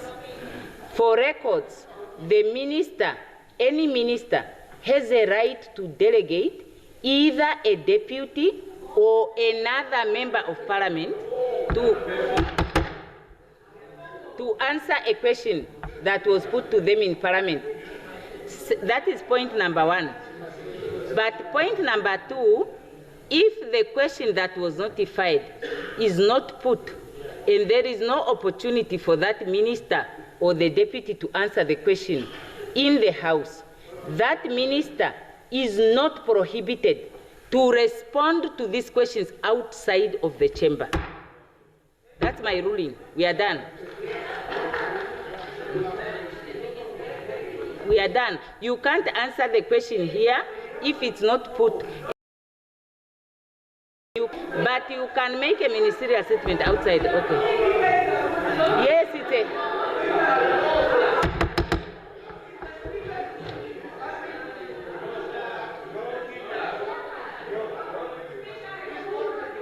You were arguing with me the whole of yesterday. You were arguing with me this side the whole of yesterday. I gave him the floor. He has the floor. Honorable Speaker, I want to put the record straight. We are elected by principled people to come and represent here. No, wait a minute. We are not here. We are not here to play kindergarten politics. We are not here to play kindergarten politics. No, wait a minute. This is a response. Wait. No.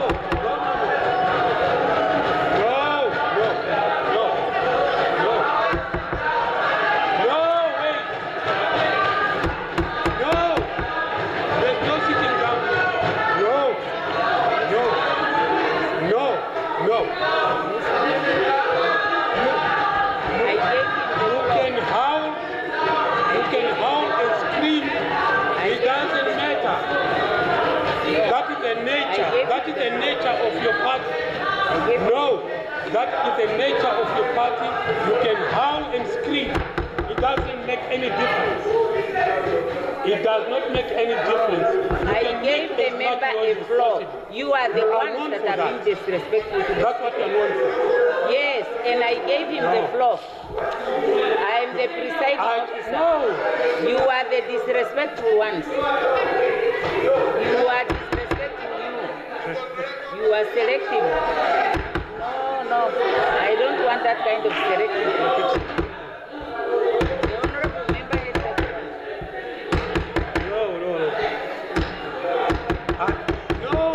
Never. Examine certainly.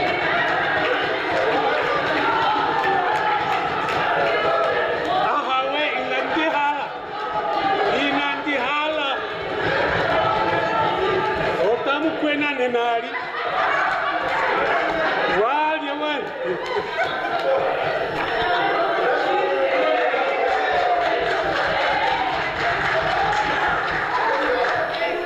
I think that was rowdiness on this side of the house. That was rowdiness. I gave the floor to Honorable Mubita, and the opposition grossly disrespected the presiding officer in order to overrule the presiding officer. That was very disrespectful. I am very much disappointed. Now, I will once again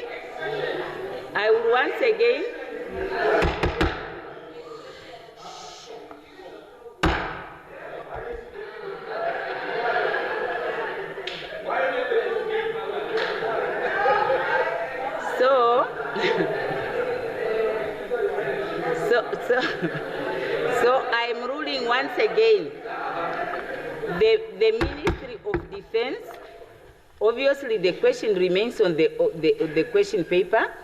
The Ministry of Defense is at liberty outside of the premises of Parliament to address the issues that are in this question paper. But they will still retain the right, when it's question answering date, next time around, to answer in this chamber.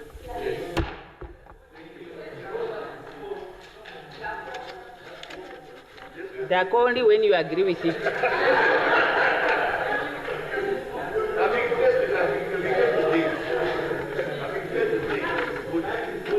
Then question number 16.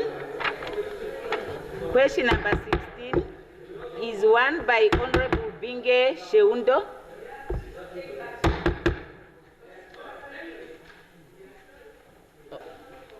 Yes, Honorable Speaker. Honorable, yeah, would you like to put the question? Yes, Honorable Speaker.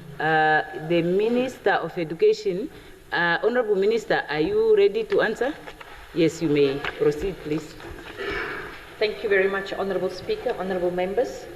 I rise in this August House to respond to the question asked by Honorable Rosa Mbenge Tuendo from PDM in relation to the flooding that has disrupted the lives of many, as well as the teaching and the learning at various schools across different regions.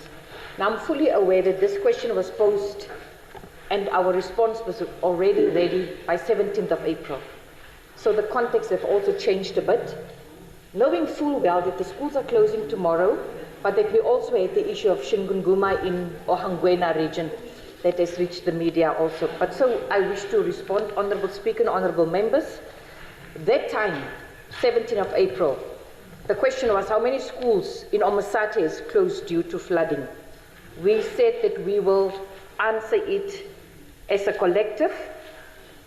Omasate had a total of 64 schools, Ohangwena 15, Oshana had 6, Oshikoto 13, Zambezi 4, Kavango West 7, and Kavango East 1, respectively.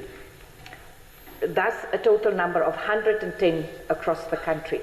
Now, also, I need to bring context to say there's complete closure of school, or there's just schools that are affected, that have suspended learning for certain grades, not necessarily the full school being closed. So it was really just to put that into context, that these implications of the floods varied from region to region, and in some areas, the teaching and the learning was only suspended for some of the junior primary grades, as they were most at risk. And in extreme cases, lessons have been suspended for all primary grades. So the regional context in this case was also to be considered. We wish to applaud schools for the measures and the necessary arrangements that they have applied before completely closing schools. And these measures included putting learners in camps on school premises to avoid crossing deep waters. Honorable Speaker, honorable members, the second question pertains to how would the ministry ensure learners in affected areas that they do not fall behind academically. All the schools are mandated to compensate for any teaching time lost, whether it is through national disasters or otherwise. And this is ensured through continuous monitoring by the respective inspectors of education. In situations where schools closed completely, lost teaching and learning time will have to be recovered by the schools during weekends and holidays. With the school closure, as I said, starting on the 13th of June 2025, there are also already plans in place for many of these to continue. For holiday school, of course, the ministry utilizes savings from long weekends as well, including the week in May, which became a school holiday due to the 3 public holidays in 1 week. Honorable Speaker, the third question makes reference to engaging of local communities, parents, and school boards during this crisis. I think the safety of our children and the safety of our teachers are of paramount importance, and we can never make decisions without them. It involves close engagement between the schools, school boards, and the communities at large, and the compensatory plan is also agreed upon by all, plus the communication channels that were used during the flood. Before school is closed, however, considerations are made on the following: the depth of the water, how many learners are affected, the late coming of teachers and learners due to more time spent crossing water on a daily basis, but most importantly, Honourable Speaker, the overall safety of both our teachers, our educators, and the learners as they navigate their way through the water. The fourth question pertains to the funding or support being allocated for the reconstruction and reinforcement of school infrastructure that were damaged by the rain or floods. Every directorate received basic education funding to construct or to renovate basic education facilities. However, schools which were damaged by the flood are also placed on the region's priority list that would require renovation. We all know that the pace of renovation really depends on the availability of the financial resources, and there were contingency plans and funds for unexpected emergencies. However, if the region does not have this funding, they are to write and request from head office to provide them with a bill of where they provide a bill of quantity, and we look into specific savings for these unexpected emergencies. Additional to those sources, we also recognize the efforts specifically of our parents and communities who assisted with the construction of temporary structures where possible, but also the provision of food during the camping and the complementary efforts that the parents and community members brought forward. We also recognize the support given by the Disaster Risk Management Unit from the Office of the Prime Minister and the Friends of Education. There are many, from the private sector, but also from the regional councils, as well as development partners such as UNICEF. The last question pertains to lessons that have been learned in terms of flooding incidents, and how will this inform future policy and planning? This is nature at its best. And as much as we prepare, we have to understand that flooding incidents are natural events, that with climate change might be worse than ever before. The Ministry, however, has developed a disaster risk management manual with the help of UNICEF and the Disaster Risk Management Unit from the Office of the Prime Minister to ensure preparedness and resilience. The reality on the ground, however, could be different, and it's context-based. To avoid future prolonged closure of schools, along with classrooms flooding and infrastructure damage, the intent is to build schools on higher grounds, and these schools should potentially and actually have hostels.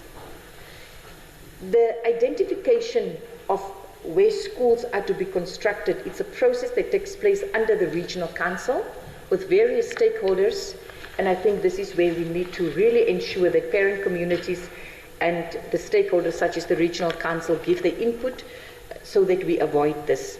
This is part of long-term plans of the ministry, and that has also been captured in our accelerated infrastructure development plan, which forms part of our efforts to truly transform education in Namibia. Another approach which can be very, very costly is the embankment and channeling of floodwaters. That's a very, very costly exercise. Also the construction of bridges or roads on higher ground. The debate will continue as to whether that is the responsibility of the Ministry of Education, or whether that's a responsibility that must be coming from elsewhere. However, we have such a project underway in the Zambezi. And as I said, it's a very costly exercise. It has been budgeted for, and it is in the process of being conducted. The anticipation is that it will still be concluded within this financial year. Honourable Speaker, honourable members, I wish to once more thank you, honourable member, for posing this question. It shows to us that everyone is well concerned, and rightfully so, about the education and the teaching and learning processes that are in our schools.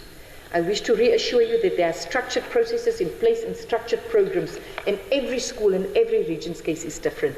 Because for one school, they may only compensate maybe for 3 weeks of teaching. Other schools, like Shingunguma that we talked about, have quite a number of learners and teachers that were affected and that will have to use this holidays to compensate for teaching time lost. I so submit, and I thank you very much. Yes, thank you, Honourable Member. Does the Honourable Member has a follow-up question? Okay. Then we proceed to question number 17.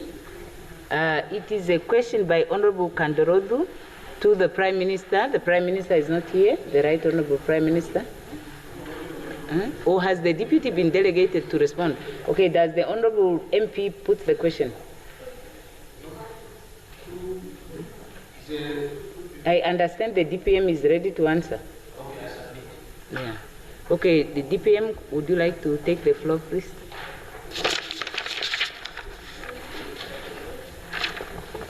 You see? Let's cooperate with the Honourable Speaker, honourable members, in response to the question by Honourable, let me go straight to the answer rather than reading the questions. Honourable Speaker, honourable members, a few weeks ago, I'm responding to on behalf of the Prime Minister. There will be words like I, it means the Prime Minister. Yeah.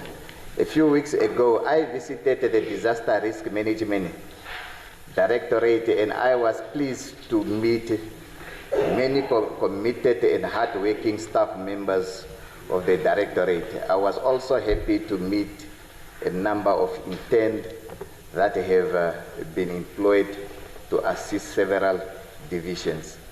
Therefore, in terms of the budgetary allocation, let Honourable Speaker allow me quickly to go to the question, and then it will make sense. The question was, what is the total budget allocation for the drought subsidiary? How was this subsidiary paid? How many farmers have benefited, and how many still to benefit from those who submitted their claims during 2023-2024 and 2024-2025 financial year, respectively. So I then move. Therefore, in terms of the budgetary allocation, the total budget allocated for the livestock marketing incentive program under the nationwide drought relief program, which commenced on the 1st October 2023, on an amount of 100 million. This allocation covers various subsidy components, including the sale of livestock, leak and folder, subsidized lease of grazing and transport hire. Since this incentive of the program, a total of 25,422 claims have been submitted, valued at 109,777,933. Out of those, 23,203 claims has been successfully processed and paid out to farmers, amounting to 101,017,803. This leaves a balance of 2,219 claims yet to be processed, with an estimated value of 8,782,129. All payments were made directly to the claims and funded through the National Emergency Disaster Fund under the Office of the Prime Minister. Why does it take more than 6 months to pay farmers who in the drought-prone area or region who submitted their subsidy claims on time at the respective extensions office at the Ministry of Agriculture, Fishery, Water and Land Reform. The Livestock Marketing Incentive Program is a collaborative initiative coordinated by the Office of the Prime Minister, Payment Office, in partner with the Ministry of Agriculture, Fishery, Water and Land Reform as the technical implementing partner. The Ministry, through its network of Extension Office nationwide, is responsible for receiving subsidy applications from farmers as well as conducting the initial validation and calculations. In some cases, delay occurs when application forms are submitted with incomplete and incorrect information. Those are then returned to the respective office for correction before being forwarded to the Ministry head office in Windhoek for final validations. This process can sometimes involve a back and forth exchange to ensure all necessary documentation is accurate and completed. Only after this step are the verified claims submitted to the Office of the Prime Minister for payment processing. Once the claim reaches the Office of the Prime Minister and provided all documentations in order, the usual turnaround time for payment is approximately 3 to 4 weeks. It is therefore important to note that the delay extending beyond this period are often the result of incomplete submissions or administrative clarification rather than the payment process itself. The OPM and the Line Ministry are collaborating on how process can be streamlined in a regular basis. Honorable members, the third question: how many months must one farmer wait to receive his or her money subsidy, and why can't the Prime Ministers make waiting period at the minimum of 1 month and a maximum of 3 months? Indeed, this is possible. I have mentioned above, once a claim reached the Office of the Prime Minister and provided all documents in order, the usual turnaround time for payment is approximately 3 to 4 weeks. How many staff complement do you have to assess the claim and to process the payment? The Directorate of Disaster Risk Management under the Office of the Prime Minister has a dedicated finance team tasked with managing all finance-related functions within the Directorate. The core team consists of 2 accountants, 2 senior accountants, 1 chief accountant, 1 deputy director who report to the director.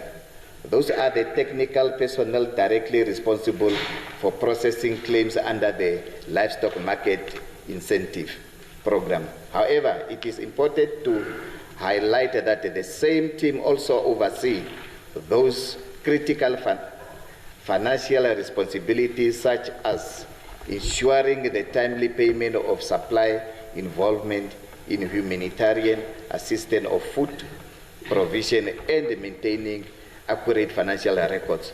Due to a high workload and the need to meet key deliverables, this core team is supplemented by an additional 16 accountants from the finance divisions at the Office of the Prime Minister head office.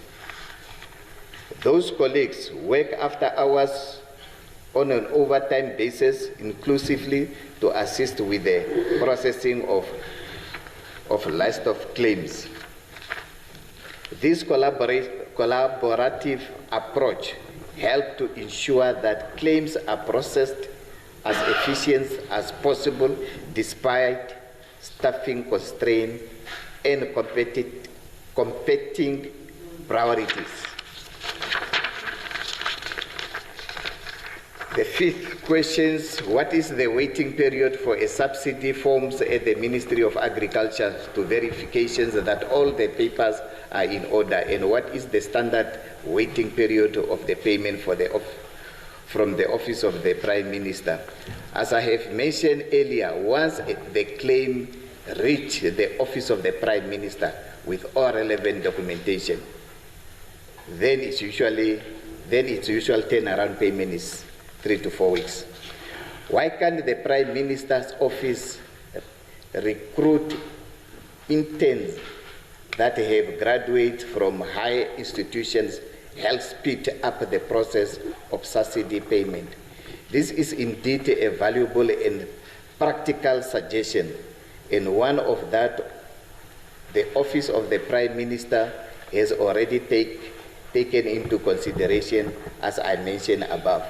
Furthermore, in response to this increasing workload associated with processing subsidy claims, the OPM has submitted a formal request to the Public Service Commission seeking approval for the DDRM to establish a temporary personnel to support the work of the accounts at the Directorate, including recent graduates and internal from higher learning institutions. The aim of this initiative is to support and accelerate the processing of subsidy claims, thereby improving service delivery to affect farmers, and to create short-term employment opportunity for employment graduates, contributing positively to youth empowerment and skills development.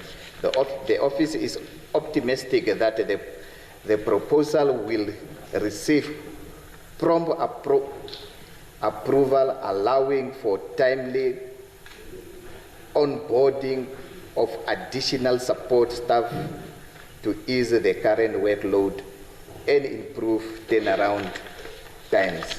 Lastly, why will the Prime Minister office going to decentralize the payment of drought subsidy to the region council? The drought relief support program is implemented by the Ministry of Agriculture, Fishery, Water and Land Reform, whereas the Office of the Prime Minister only facilitated the actual payment of claim to farmers once the Ministry of Agriculture have scrutinized and approved such applications. The process ownership of this program lies with the Ministry of Agriculture. Hence, that ministry is also responsible for budgeting towards this program and decentralized it to extensions office in the region. I shall submit, Honorable Speaker. Yes, thank you, Honorable Deputy Prime Minister. Does the Honorable Member have a follow-up question? Okay.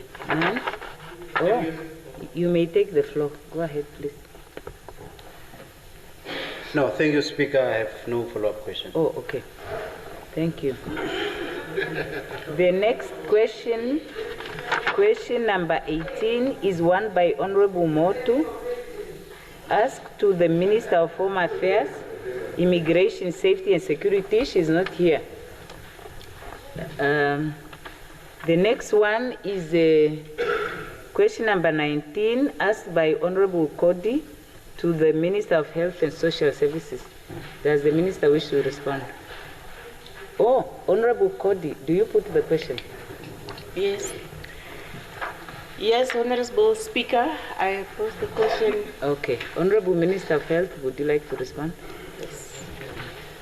Honorable Speaker, honorable members of Parliament, thank you for the opportunity to take the floor. Thank you for the question. It is a pertinent question, and before addressing this, I will address it in two parts. There are quite a few questions. It's quite a bulky document to answer. I will provide this document to the honorable member as well afterwards, as it contains some of the answers in a chart form regarding construction that has happened in the past 2 years, whether they've been completed and where some stand. And I believe it is important to disseminate this information so that we are all on the same page. With that said, the first question states, what urgent measures is the ministry implementing to rehabilitate state-run hospitals and clinics particularly in regions where infrastructure has become hazardous to both patients and health workers. If you remember my maiden speech, although I didn't have an opportunity to finish, I stated very clearly there my deep passion for health infrastructure. The reason for that is because I believe sometimes we focus on building, and there's nothing wrong with building. I'm the first to state that we need more hospitals, we need more clinics, but I wish to highlight there very importantly that maintenance is important, and in as much as we highlight that we need more of these things, we must get the maintenance under control. I wish to also answer this by highlighting that one of the terms of references provided to me after my appointment by the President, Her Excellency, Dr. Netumbo Nandi-Ndaitwah, requests for a public health infrastructure maintenance plan.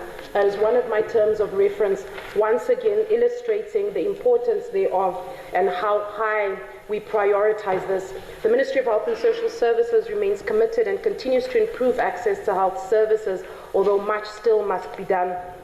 In respect of health infrastructure, the Ministry, through the development budget, undertook construction of new health facilities, as well as upgrading and renovating existing health facilities across the country over the last 2 financial years.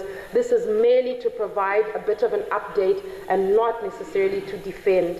And so firstly, the construction of ICUs as Windhoek Central Hospital, Pediatric Intensive Care, Gebabis, Marienthal, Oshakati and Rundu Hospital, units at Rundu Hospital, Keetmanshoop, Katima Mulilo, Ochivarongo, Oshakati, Walvis Bay hospitals. These projects have been completed except for Rundu, which is still under construction. Renovations of Katutura Intermediate Hospital, floor 2, 3, 6A, B, and 7, and the renovations of the emergency care unit. Should you go to Katutura Hospital right now, you will note that some of the wards are currently not functional because we are upgrading them, and we are actively ensuring that this happens as a matter of urgency. Number 4, the construction ongoing for primary health care clinics in Okonjatu, Onamafila, Epupa, staff accommodation at Ariamsvlei and Noordover border posts. I wish to highlight there very importantly that we are aware that we need so many more clinics. Every day I'm getting a WhatsApp message from different people saying that the distance between this village to the next is so much. I wish to highlight there very importantly that although we understand all these needs, at the same time the construction of these facilities unfortunately will have to follow a certain procedure. When I say that, all I mean is to say that what would really do us good is if we had a public dashboard of the construction facilities that we are undertaking, so that the public can also see and say, all right, they've taken note that this clinic is needed and this is how we are progressing. That would allow a bit more transparency also, to allow for yourself to be able to follow with and say that they've taken note that these clinics are needed and are not ignorant of the fact. And this is something that we are working on. The Ministry is continually maintaining physical infrastructure in order to upkeep the requisite standard for the provision of quality care to the nation. However, it is not being done to the level that it must be done. And therefore, the maintenance is at the top of our priority list, and we continue to reiterate. We have had engagements already with the maintenance department. We are working to finalize, as part of our 100 days given by the President, to finalize the public health infrastructure maintenance plan that will not only be for the minister and for people working in the ministry, but once again will be disseminated to people like yourselves, honorables, who are able to then follow with and see what the plan is for maintenance infrastructure over the next few years. The Ministry conducted maintenance of various health facilities during the last 2 financial years. Firstly, the construction of a new 96-bed capacity prefabricated isolation unit and dialysis unit at the Intermediate Katutura Hospital. Alteration and additions to existing pharmacy departments for the Intermediate Hospital Katutura. Alteration and upgrading of the existing oxygen, medical gas and vacuum systems at various hospitals, supply, delivery and installation of oxygen, medical gas systems for pediatric wards in the Intermediate Hospital Onanjokwe, construction of water towers, supply of water storage tanks and septic tanks at various health facilities in various regions, namely Omaheke, Hardap, Ohangwene, Ohangwena, Kunene, Oshikoto regions, set up the foundations of the donated ICU field hospitals in Otapi, Walvis Bay, Chivarongom, and Katima Mulilo hospitals, supply and installation of the emergency generator set at Opua District Hospital, repair and service of various medical equipment countrywide, supply, delivery, installation, and commissioning of laundry machines at Okahau and Otapi District Hospitals in the Umusati region, refurbishment of sewer pump station and fresh water pump station at Engela District Hospital, construction of storm water channel at Intermediate Hospital, Onanjokwe, and Sumeb District Hospital. However, I wish to highlight, as I've stated repeatedly, a lot has been done, but much still must be done. We agree on that. We agree on that. And I personally once again commit to hold us accountable, and we will, as these unfold, bring these documents to you once that maintenance plan is finalized. I will bring it, we will disseminate it once again to all the honorables to have and keep up to date. The Ministry of Health and Social Services is undertaking the following major capital projects in the next 5 years: construction of new clinics and upgrading of existing facilities with appropriate staff accommodation, electricity supply, waste management, and fresh water countrywide, upgrading of health centers and staff accommodation to relieve the pressures of district hospitals, upgrading of district hospitals. Various components of hospitals are being undertaken with an emphasis on outpatient departments, consulting rooms, diagnostic consulting rooms, as well as specialist services. Construction Windhoek District Hospital at Havana to underserved areas, intermediate and national referral hospitals. We need to have more maintenance of health infrastructure with the implementation of new maintenance units. I know time is not on my side, so very quickly I will conclude with this. One of the questions also posed was, can the Minister provide a detailed regional breakdown of current medical staff shortages and outline the recruitment and retention strategy for public healthcare workers? The following is a comprehensive overview of the current staffing situation. Probably should have handed this out prior, my apologies.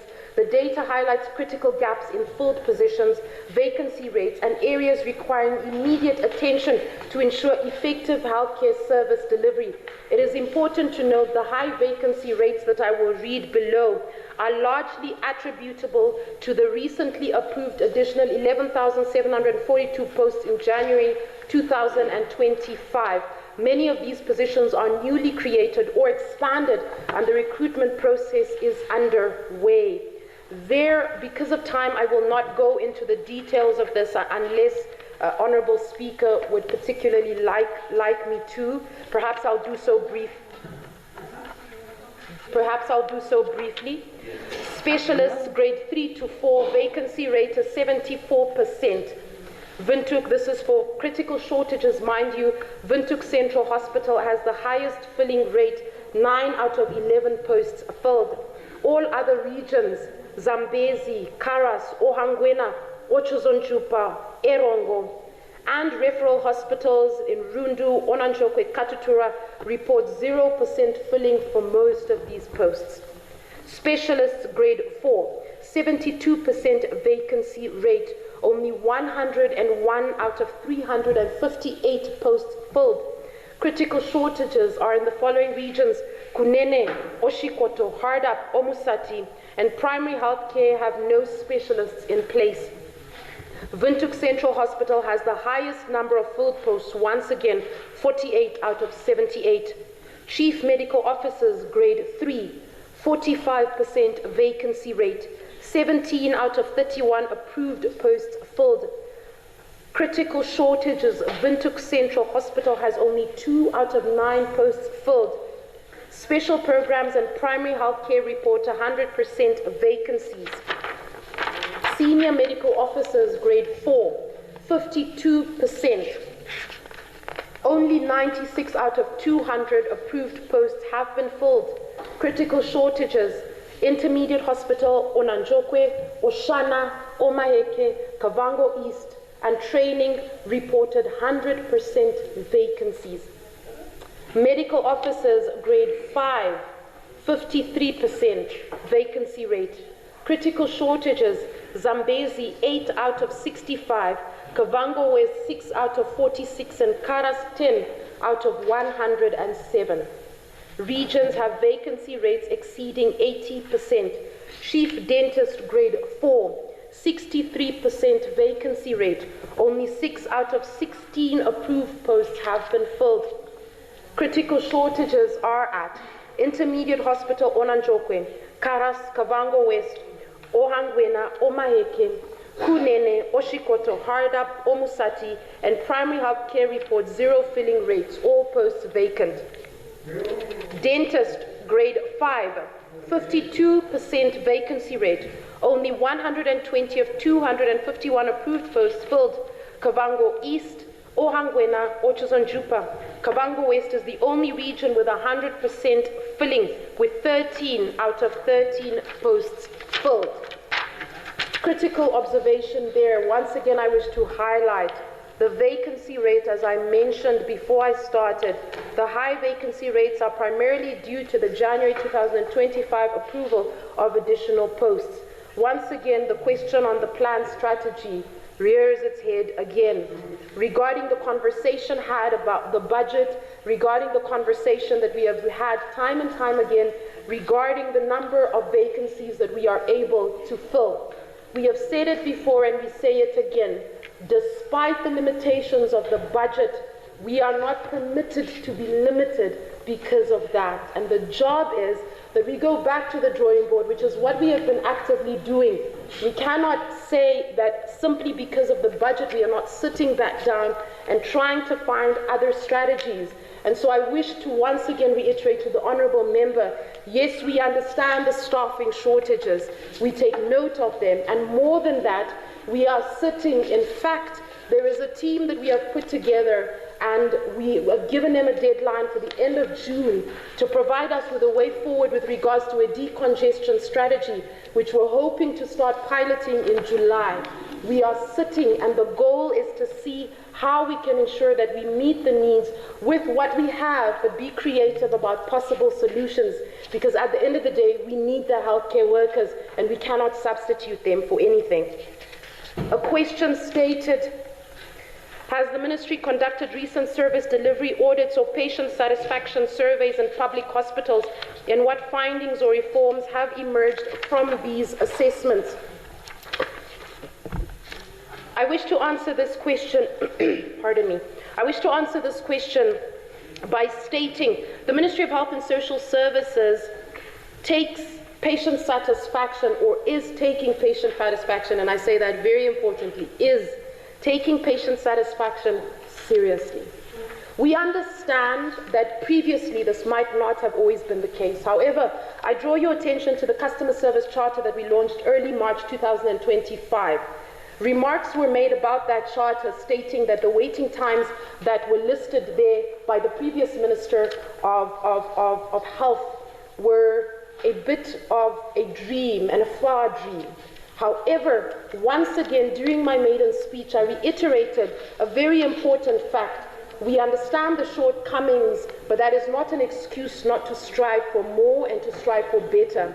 The Customer Service Charter very importantly highlights how we are trying to bring down the patient waiting time. We understand and we take responsibility for the fact that a patient cannot be waiting up to 6 hours to see a doctor. And that is why the Customer Service Charter highlights not where we are, but where we are trying to get to. And those are the standards by which we hold ourselves accountable. With that said, we have also begun to implement, very importantly, patient satisfaction surveys in order to allow the public to very much make their voice heard. The same service that we get, and I continue to highlight that we are not the Ministry of Health and Social Services for the public sector alone, but also for the private sector. And as in the private sector, as you are able to lay a complaint and say your service was not satisfactory, that is the same way we want to get the public sector, and we have already begun implementing those in pilot hospitals in the north as well as in the center. Question number 5. What long-term investment plans are in place to align Namibia's public health system with universal health coverage goals and sustainable development goal 3 commitments, particularly regarding infrastructure, human capital, and digital health integration? Namibia is a signatory of the Alma-Ata Declaration and a subsequent Astana Declaration of 2018. In summary, because of time, regarding infrastructure development, our aim and our goal is to not just modernize the current facilities, but expand our health infrastructure. Once again, it brings us back to the issue of a dashboard where we need to be open. A lot of the times the questions come in, and I would bring this as a hypothetical or theoretical, once again a rhetorical question, to say that everybody wants their clinic to be prioritized. Everybody wants a clinic within a particular region to be prioritized. And we have to be open and transparent about the fact that we do not have the resources to build all the clinics at the same time, but we commit to starting. We commit to the fact that this is necessary. We commit to the fact that infrastructure development in healthcare is lagging. And we commit to a transparent system going forward to account for where we are on that and which hospitals and clinics we are building within the next few years. Digital health integration, finally, as my time ends, digital transformation pivotal to our health sector reform. Our efforts are focused on rolling out national integrated electronic health information system to enhance data-driven decision-making for patient care as well as surveillance, advancing initiatives to expand access to specialist consultations in rural, very importantly, invest in digital literacy for health workers to ensure effective technology adoption. Once again, we will make this document available. Thank you. Thank you. Thank you very much, Honorable Minister. Yeah, does Honorable Cody have any additional question? Thank you, Honorable Speaker. My follow-up questions, due to time, will come after the 100 days. Okay, very good.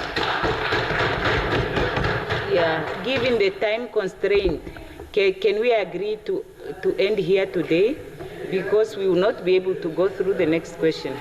And I would therefore like to ask the Honorable Deputy Prime Minister to adjourn the House until next week, Tuesday.